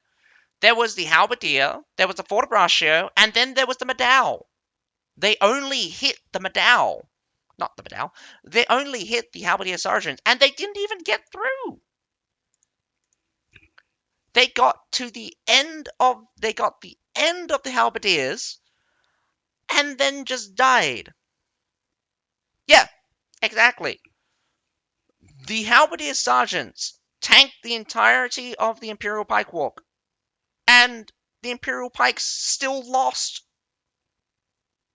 Even if there's no follow-up, that impact from that Imperial Pike Walk is depressing. It's like a wet noodle. Like, you're walking into a brace formation and you're losing somehow with a skill designed for pushing, and you can't push with it. Not by itself, though. Not by itself. You can't push by. Yeah, I get it. Technicalities, but I'll ask you honestly. Imperial Pike Advance. Is it really? Is it really all it's cut out to be in the current balance of the game? I don't think so. I love it. I love the Imperial Pike much because it's a very unique skill. I hate it because it's actually really broken on like fundamental levels from design, but in practicality, it's useless. No one should be using the Imperial Pike Walk because there's just so many other options that are not only more effective, actually do something, but have a larger impact. And that's sad. It's sad. It's a playmaker, for sure. I mean, like, how many times have you seen an entire line break down because an Imperial Pike Walk knocked over the entire front line? But here's the kicker. A Shenji Grenadier can knock down an entire front line the same. There's probably not very many units that can also do the exact same thing, but when the impact of your ability is just to knock down the enemy, you have to think to yourself sometimes, is it worth it?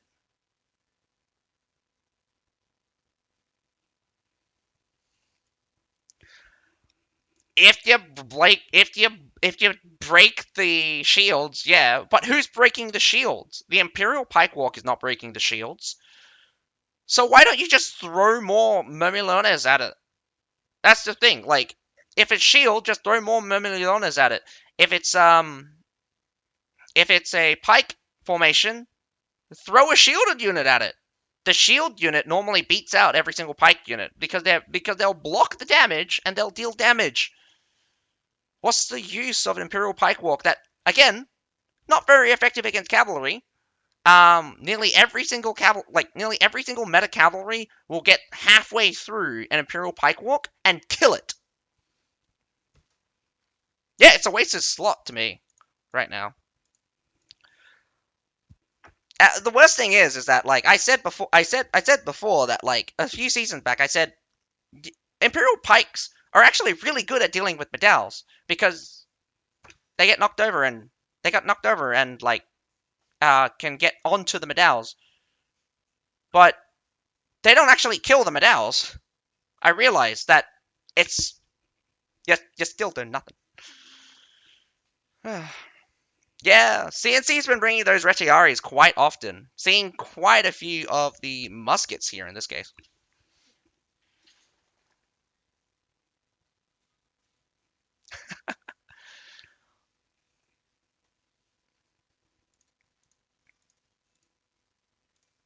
It's practically a wasted slot because you can use other units to achieve the exact same effect as the Imperial Pike Guard. Let me put it this way, Z1. Just because CNC brings the unit for a very particular purpose doesn't mean that the Imperial Pike Guard is useful in general. Because I definitely think that teams sometimes bring units for very particular purposes.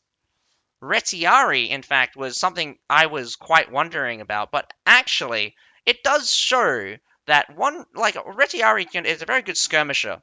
Not to mention, it's great at dealing with heroes. So, having Retiari rather than Shield Maidens patrol the wall can actually net you more hero kills than Shield Maidens.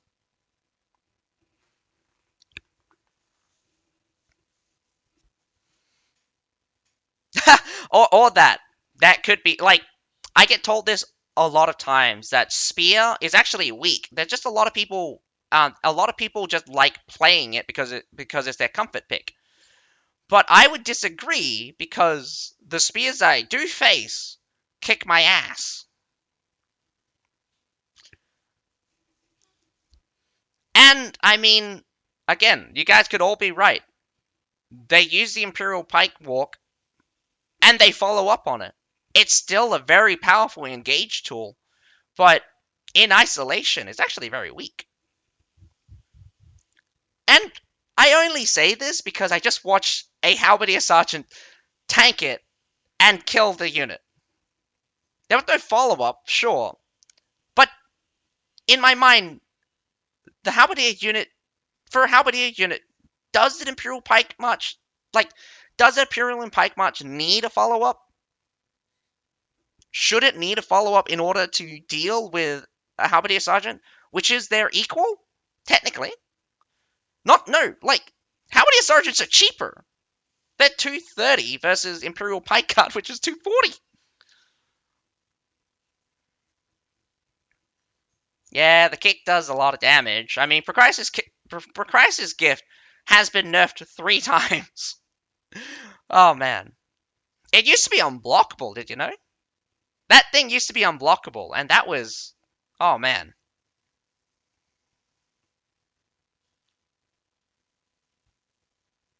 It used to be unblockable. It used to recover from days, and I think it had a lower cooldown as well.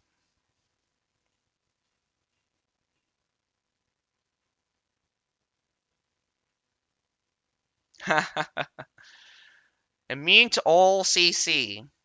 I don't know, man. More CC immunity actually sounds like ass.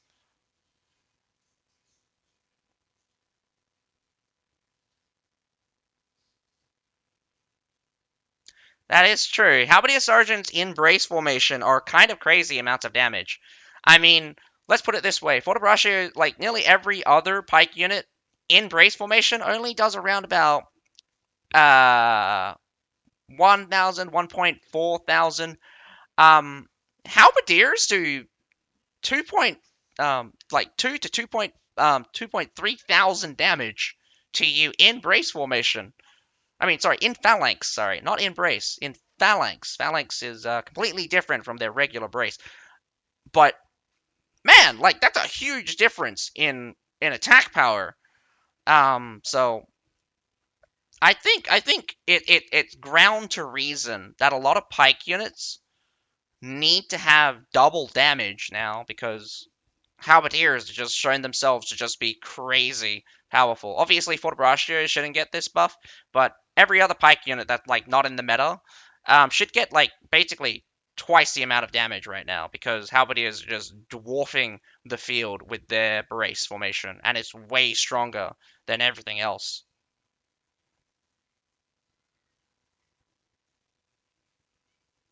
Blue Halberdiers can kill even gold units. That's how much damage it is. Talking about damage, Fenris just ripping apart some serfs, and these guys are really crazy because not only do they have a defense down, so they can shred off 600 of your armor, these guys hit 4 times in an attack animation, and that's like 1500, 1700 damage. That man, like 4 attacks of those just 2 Fenris would rip down a Iron Reaper.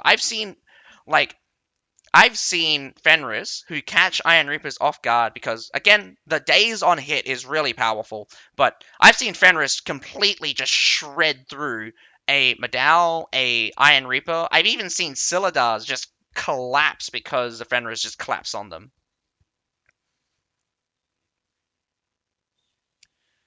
So a lot of mortarings that happen. They do have 2 siege towers up on the wall, but it does look like YYY is going to be a little bit cautious in taking the fight. Um, I would be too. Again, this is CNC, one of the best teams, if not the best team in Asia, and it's a tough fight. It's a tough fight, but you should never be intimidated to take a fight. You should always be confident in your skills, regardless.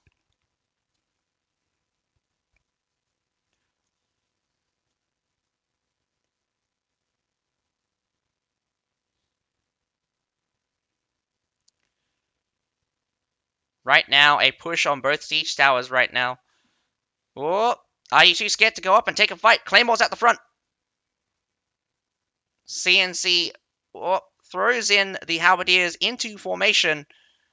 They hold strong with those claymores at the front. Here comes some Siphonatis. Burns out. Look at the dead bodies just collapse down. And we have some nice Silidars clock out that front line. Although they can't push in forward. A little bit of a waste as the halberdiers take out those Silidars fairly easily. The Siphonatis do seem to be doing a really good job at suppressing the siege tower. Pretty much, you could just use 2 units and 1 Retiari, and you would win easily, hands down. Now we switch over to the other siege tower on the middle. Got the shield maidens through. Unfortunately, probably not very effective. Oh my goodness! You know what unit actually survives a mammalian charge? Apparently, the Palace Guards. The Palace Guards tanks on the mammalian charge, and they collapse that halberdier sergeant real fast with the remaining units, and they push up and onwards. Right now, YYY actually makes a foothold onto the wall through the left-hand siege tower. Middle siege tower getting cleaned up yet again. We did see a shield maiden make it through, but does look like it finally died. Right-hand siege tower makes it up to the wall. More trebs coming through. Slow as she comes. Right now, we have units. Whoa, we have retreating units on the front line. Not very good, if I do say so. But the Silidars and what looks to be another set of palace. Oh, nope, never mind. That palace guard has left the building. Although they did get themselves killed here. Very unfortunate.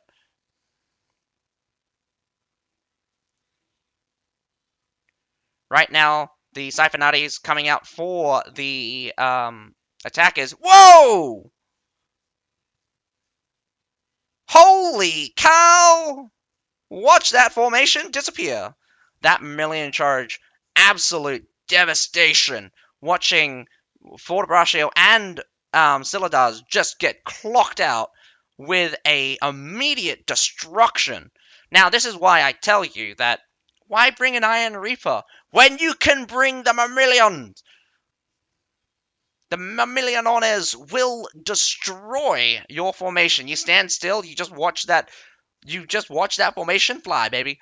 The Fortebraccios would classically kill a charging Iron Reaper, which is upsetting, but those Mammalianos has them shields absolutely just clocked out. Clocked a number in twain. Surprising to see some shield maidens with men-at-arms. Fortebraccios! Whoa! Fortebraccios on the front line tanks the Fenris, getting clocked in. We also had a point-blank charge from a Prefecture Pikeman. Here comes some Whoa! What happened to your Iron Reapers, mate? Iron Reapers charge in and instantly gets eviscerated. I don't even... those Iron Reapers must be on, like, 1 health or something. It's a tough fight right now for CNC, as everything just looks like it's going under, but still, very big lead. Mammalian charge right into the center of that formation, barely holding on with reinforcements from an Imperial Spear Guard. Will not get the A point because apparently finally just kills out the last remainder of that Shield Maiden, but attacked on 3 sides.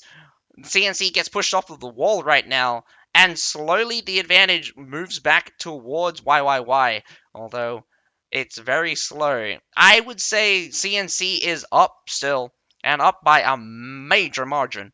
Could catch the Fortebraccios, but nevertheless, they still have another battle to go. B point and the base point. With B point open right now, we have cavalry deployed by CNC. what a terrific fight for the wall here for both sides. Commitment out from CNC was quite hefty. I was just very surprised about the reversal on so many fronts.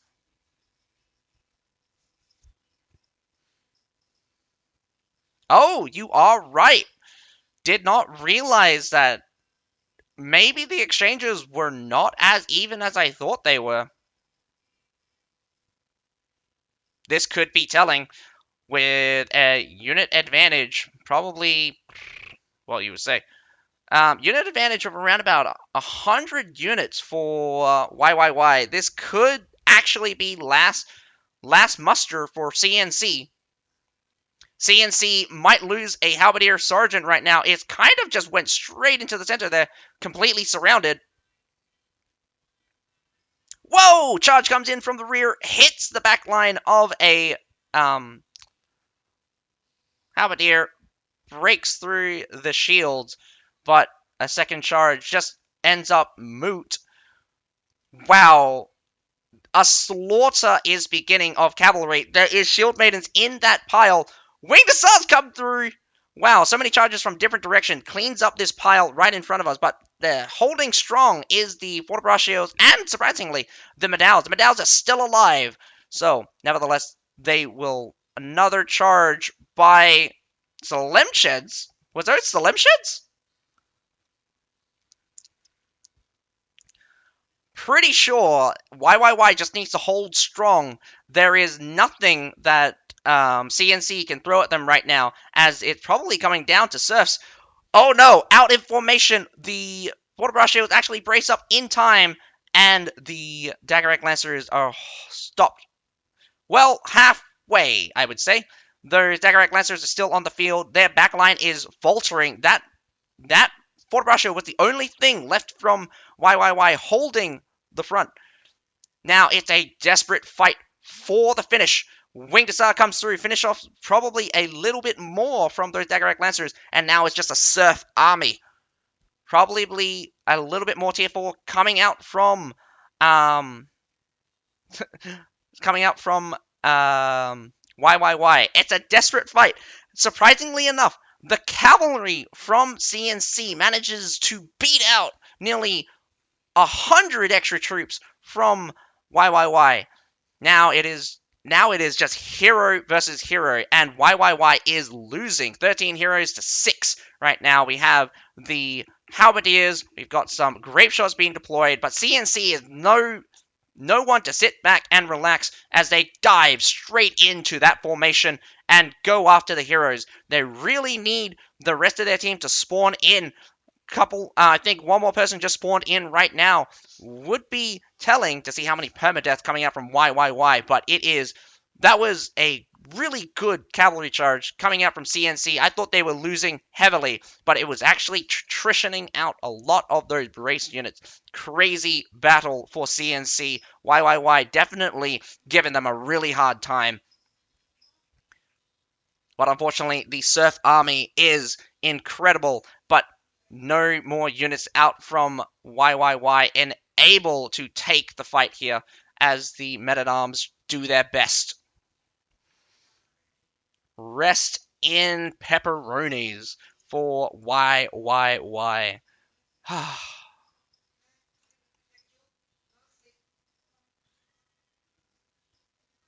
going to have to say, very good fight for both sides. I did not expect the kind of reversal to happen or show the kind of reversal happen for the units. I maybe was a little bit underestimating the difference here, mainly because of the cavalry. You have to remember that cavalry only has 16, 18 units. A lot of the units, especially for infantry, starts at like 24, goes up to 32 with a couple of the Fortebraccios, which easily matches 2-to-1 to like cavalry. So the difference in units probably blindsided me, and I should have really kept my prediction on point for CNC to have a little bit of a slight edge in terms of units, of the number of units at the very least. But nevertheless, that was a very good battle. We got to see some really crazy outcomes. I saw a Iron Reaper charge just die as they charge into Shield Maidens. I saw a Mammalian charge just decimate the Fortebraccio and Siladar pile. That was an amazing charge. Probably like absolutely amazing, like cracked amazing charge from that Mammalian on his. And the the best thing I would say, a Palace Guard brace blocking the Murmillones charge. That was something that was really unexpected, because not only did the Palace Guards block, they actually managed to kill the Murmillones that was charging. So really, really good on some things coming out from YYY. I wouldn't be surprised if they give BPJT a really hard time for second place. And we might see a rematch as well. But that is all for the matches for tonight. I really did enjoy some of these aspects. What the hell?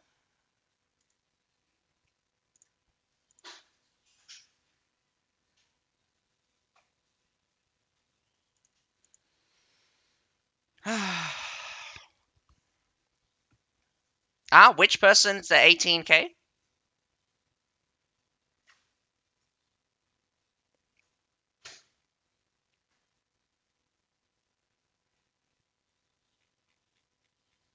What? Oh my goodness. This might be much longer than I thought it would be.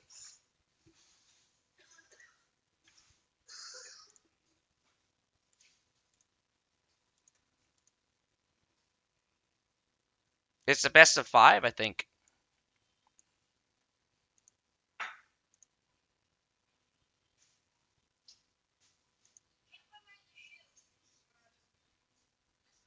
This is the first time. This is the first time. Why still has a shot? Not this ain't a replay. This is second. This is second pick ban. Linwy Fortress ban for YYY right now. CNC, we could be seeing a ban. Well, I mean, like, ban on Kuruk Castle again. I don't know why Kuruk Castle is a ban.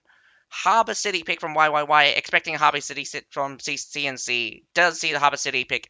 We're going to see what the units now are going to be banned. And, hey, this is the second set. This is second set. So, right now, I did kind of think that this was going to happen, because in the first pick ban, it had one CNC and one YYY, which means that that was only the first pick ban phase. And if there's a second one, which we are seeing right now, we're going to be seeing a best of 5. Could go on to a best of 7. We never know. But a best of 5 could still come down to a field battle. But right now, YYY has to pick up 2 battles on Harbour City. So Chevaliers and the Winged Star band out from CNC, a band from the Delators and the Zycalian Militia from YYY. It's going to be pretty impressive to note that Siphonarioids on Hidden City does seem to be very useful, but Siphonarioids on Harbour City does seem to not come out very much. I would love to see some Siphonarioids on Harbour City, but does look like these top teams don't want to use them there, which is a bit different. No safe pick coming out from YYY. YYY should have had a safe pick just now, but it does look like they left it blank. You're not allowed to go do rank. You're supposed to be here. Oh man, that reminds me.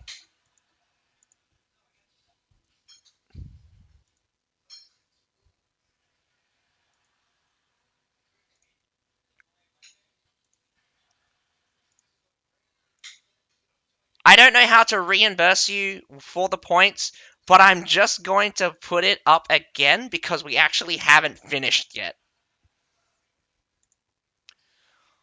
Safe pick on the Halberdiers, ban on the Smachian Stalwart. Why? What is your final ban? I mean, like, it would be... I mean, at this point in the game, CNC has won massively with 2-0 right now. YYY would have to win both the Harbor City matches. So I mean, I'm pretty sure everyone's just gonna for bet for CNC right now. But just because I'm going to, oh, I can't predict on my own channel. Fine, whatever.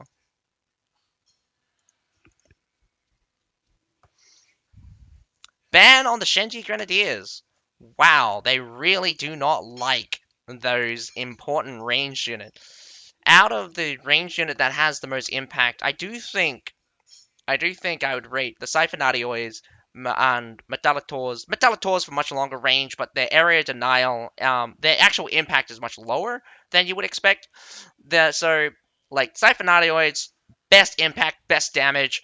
Zycilium Militia, very terrifying to get hit by, good damage. CC comes in a little bit later, though.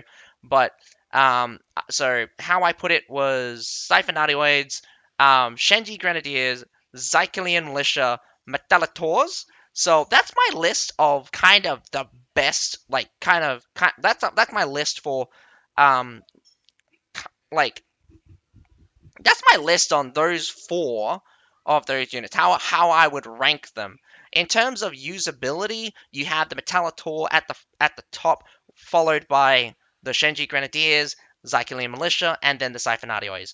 Obviously, ranking them in terms of range, but again, in terms of impact, I really put the Siphonatioids, Shenji Grenadiers, Zyclium Militia, and then Metallitors last. CNC unbeaten on Harbour City, you think? Yeah, probably. This is like another poll. Like, I don't think you earn points if no one's voting.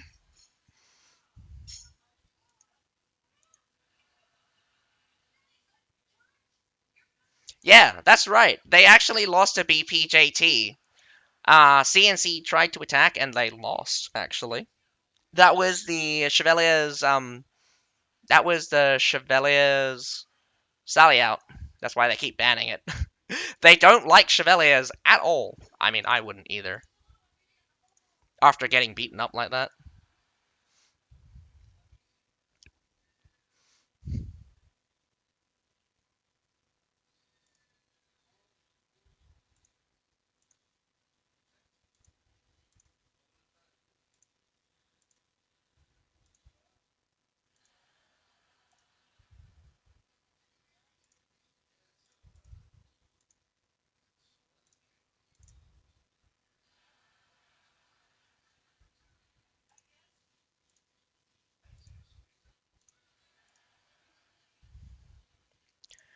No more DC issues? Whoa! Someone actually put down 12,000 channel points. A bit of a gamble, but I wish you luck, man. No more CC issue. YYY not only has to win the next two battles, they would also have to win the field battle. But I mean, like, if it is a best of 5, they'll only play one more battle if CNC wins.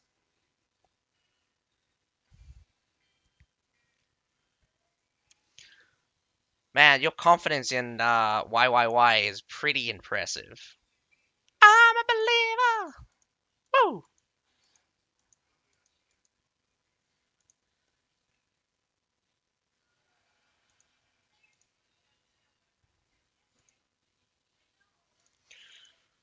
Out of pass. But I can't put points because my country. What? Just because you. Oh my god! Just because you can actually gamble like this. Ugh! What is this? You're not allowed to gamble, like literally.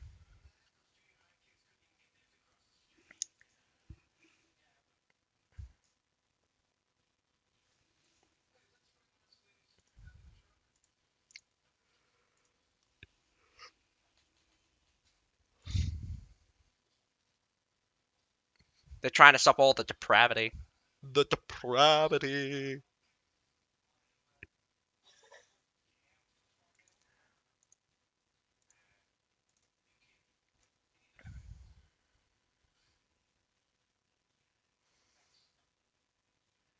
I'm still really, really surprised that it's a best of five. I honestly thought it was just going to be a best of three, but here we are at the winners bracket. It's a best of five, and they didn't actually make this night any longer than like they didn't actually set the time for this any longer than they would normally put. Which, if it is a best of five, you would normally put an extra hour in. I mean, like, which also gives me a point that I'll probably do another ad. Also, be right back.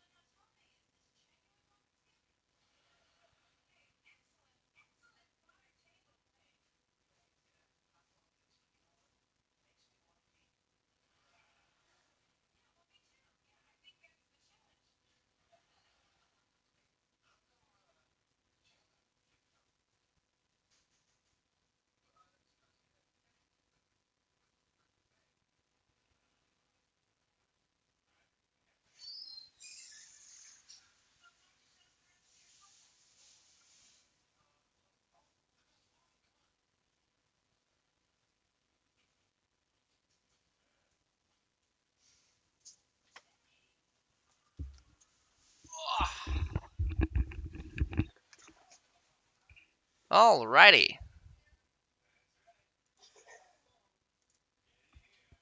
Well, I hope that ad doesn't go through because that ad break didn't go through. Apparently. Never mind. Never mind. You didn't need that. You guys didn't need an ad anyway. So, sorry, I didn't get to see the units for each side. We'll have to see them on the field. But nevertheless, here we are on Harbor City. CNC versus YYY. Man, it's going to be exciting to see if YYY can turn it around. But it's not going to be for very long, I would say. Not for very long. Prefecture Archers. Are you saying they brought Prefecture Archers? That's going to be very interesting. I love me Prefecture Archers after watching who done it? Who go done it? BCCW's usage of the Prefecture Archers on Heilong Fjord. Very amazing. I mean, Archers has always been very powerful, but it's just never been the moment for them to shine. Get this, Prefecture Archers is not even been touched.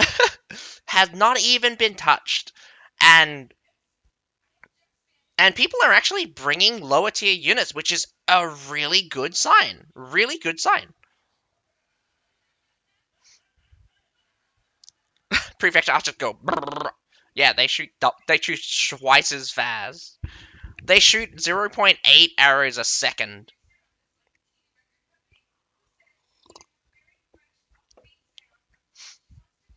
I think that's a good thing as well. In my personal opinion, um, in terms of cost efficiency, every tier should be more cost efficient the lower you go. So meaning that tier zeros should be the most cost efficient, with tier with tier 1 um, less in being less efficient than 0, but more efficient than 2, and so on and so forth. So as you get higher, the cost for better and better stats are more costly than it is just to use the lower ones. So you get that kind of speciality from you get that better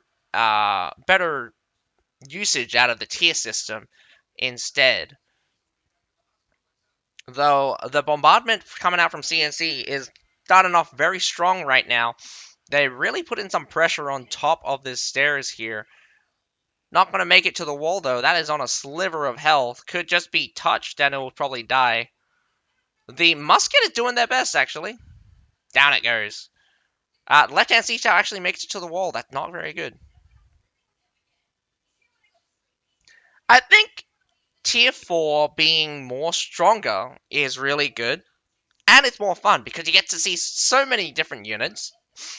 I'd say so many different units. You get a wider variety of units.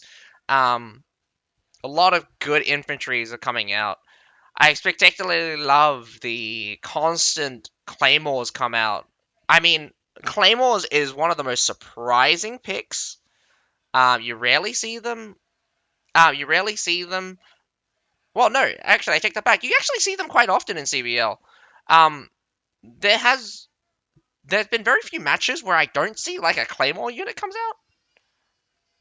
Mermaid Alones was like again like another common pick.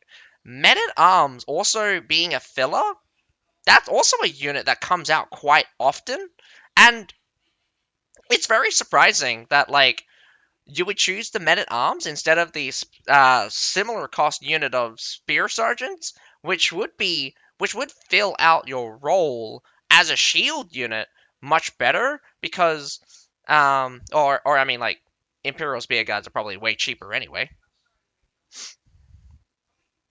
Men at Arms and Spear Sergeants move at the same speed. You do realize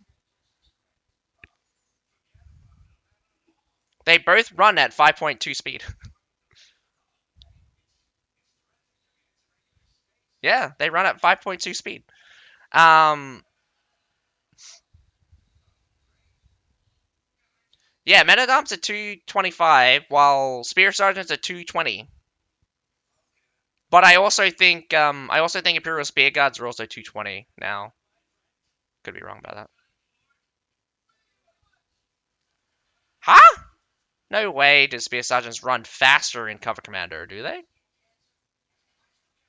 Well, that's my question. That's my question. Why do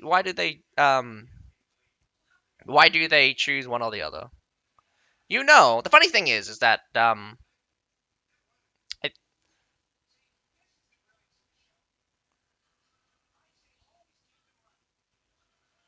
that shouldn't be correct. That shouldn't be correct. Cover Commander doesn't have a default speed increase.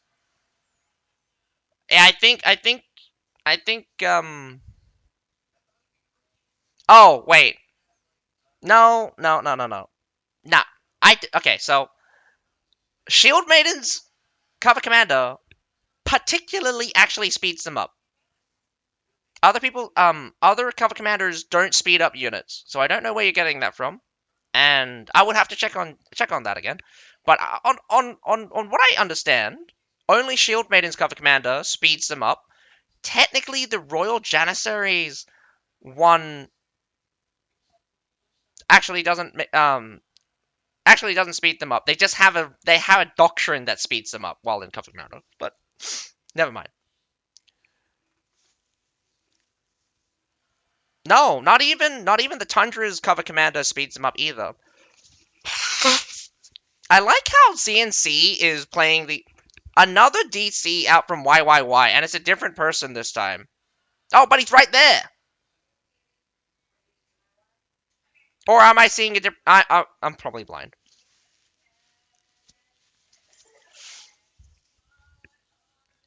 So CNC is pulling the wool over YYY's eyes. YYY hasn't spotted it yet. They have no one looking over at that small gate. Like CNC Keep moving. They haven't spotted you. No, they've spotted you now. Man, if CNC was faster, YYY would be way more desperate right now. They actually set up a mortar. CNC has caught YYY completely off guard, but CNC was a little bit hesitant to come in, so YYY might actually be able to recover in this situation as they switch all of their troops over to the supply point.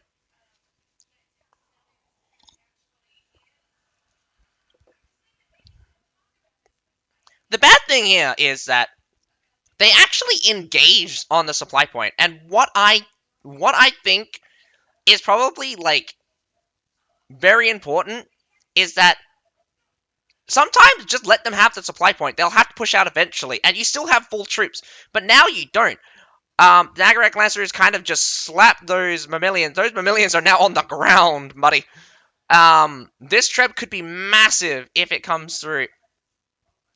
But the burning from those, oh my goodness, the Trebs, the burn, the everything. YYY taking a super hard fight. Daggerack Lancers comes through. Oh my goodness. Not to mention the Monastic Knights also straight on through. Tanking both through a Treb Flamers and still pushing. YYY could disrupt CNC here. Only problem is that they are still here on this point.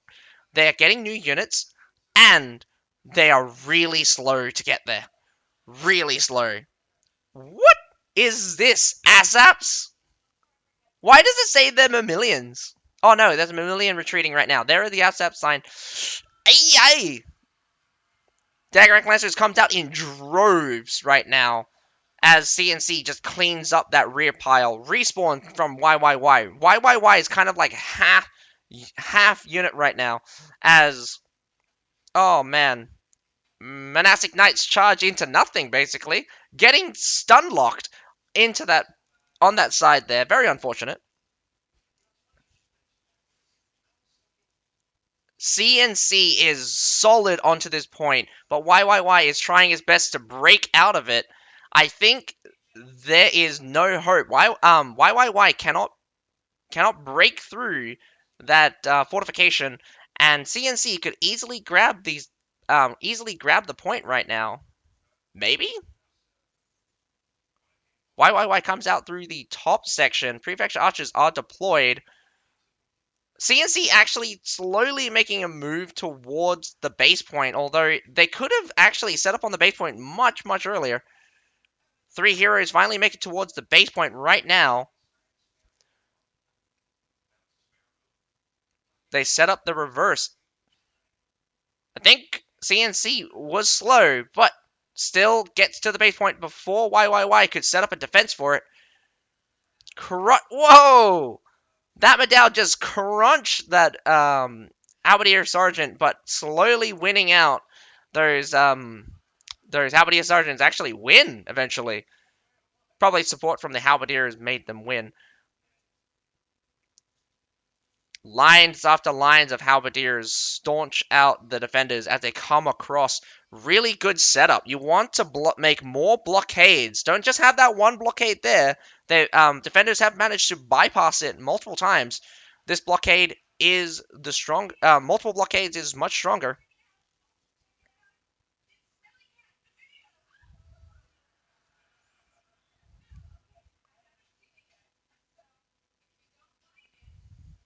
Although I don't particularly like this kind of pimping, I do rather they just win the point.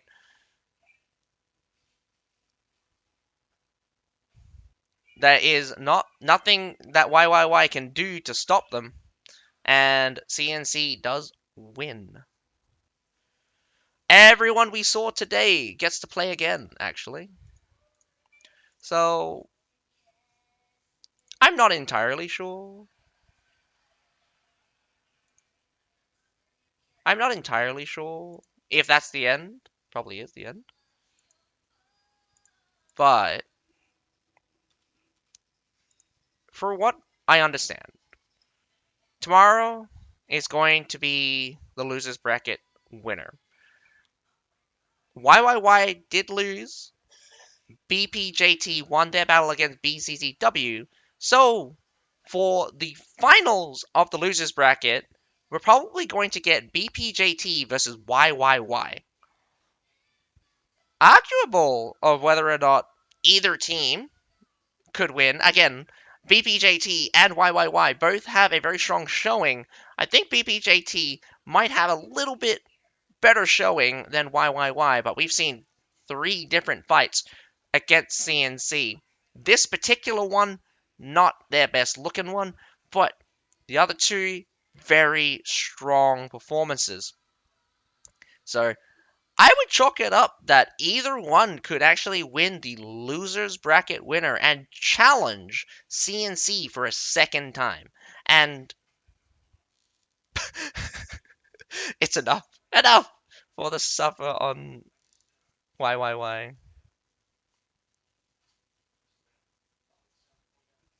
No, no, no. Sid won.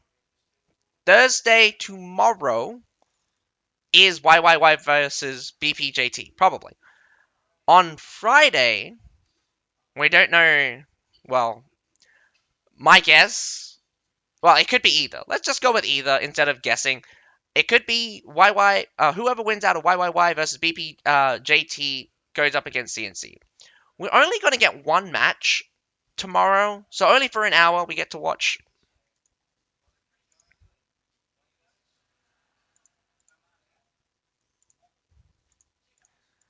So I'm wondering how long they will continue.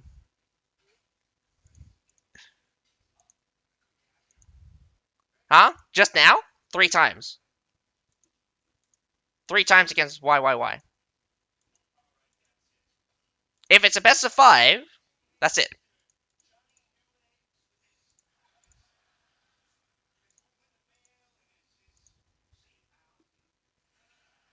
Oh, I mean CBL?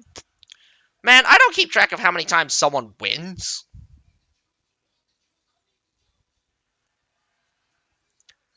Um, from the looks of it, they might be going bottom line for anti-cavalry.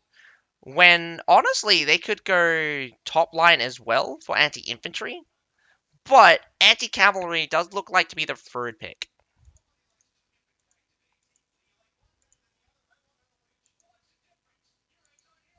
Oh, you mean you mean tournament wise? Yeah, no, like VN House won the very first one. I think it was season 1, Wrath of the Nomad. CNC didn't exist. I think CNC didn't participate in that one. CNC proceeds to win every single tournament after that.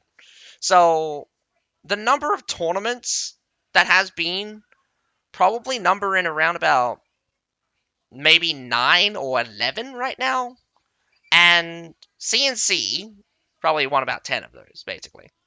So they are pretty much the undisputed champions and pretty much has the longest, like, basically has the a streak so long that it probably is the same length as CBL history. For the purple halberdiers, obviously you go bottom line. No reason to go top line. Top line is for charge orientated stuff. Bottom line is for brace orientated stuff. Their brace is the most powerful thing they have, so of course you go for brace. But for the blue ones, it's a bit of a chalk up. If you're expecting more infantry, maybe top line would be better. If you're expecting to face more cavalry, maybe bottom line's better. They could be using either, but it does look, because bottom line has a special mail on for the for they have a special skin that is unlocked for a leading. So it does look like the halberdiers do come out bottom line better. Yeah, they were EFFS, so technically CNC has just won every season. Oh man. Except for the very first one. No problem, Christopher. I hope you have a great day. Yeah, we called them Crusaders at some point. I think their original name that they went with was Crusaders, but their acronym has always been CNC. I think only until recently I just figured out that CNC stands for Computer Numerical Computing or something. Or are they different people? Because then that's confusing. Yeah, yeah, yeah. Crusaders is their alliance name.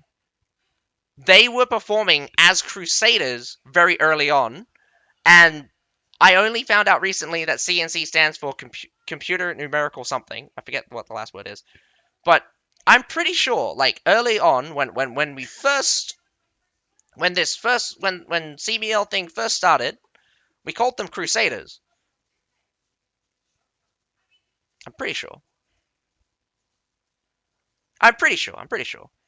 I mean, it could have been originally back in the day that Crusaders was their alliance name, and they just adopted that for CBL.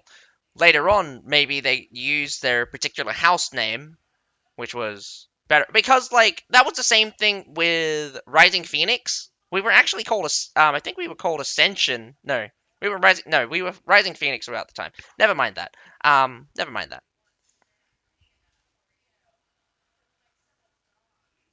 Well, could be true. I mean, like some of the old records actually have their names stated there, so Um, I do. I mean, like I checked the list of names quite quite. I checked the list of names for most of the seasons, so I know which teams make it in from their names, and I normally go through the names.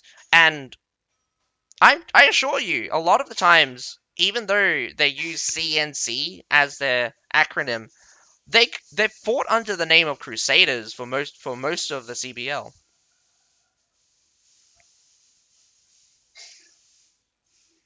Well, I mean, I'll be honest with you again. Like, this would be the first season that I've noticed that they're not fighting under the name Crusaders. I mean, like last season they fought under EFFS, which was like Earth Federation, some bullshit, and definitely.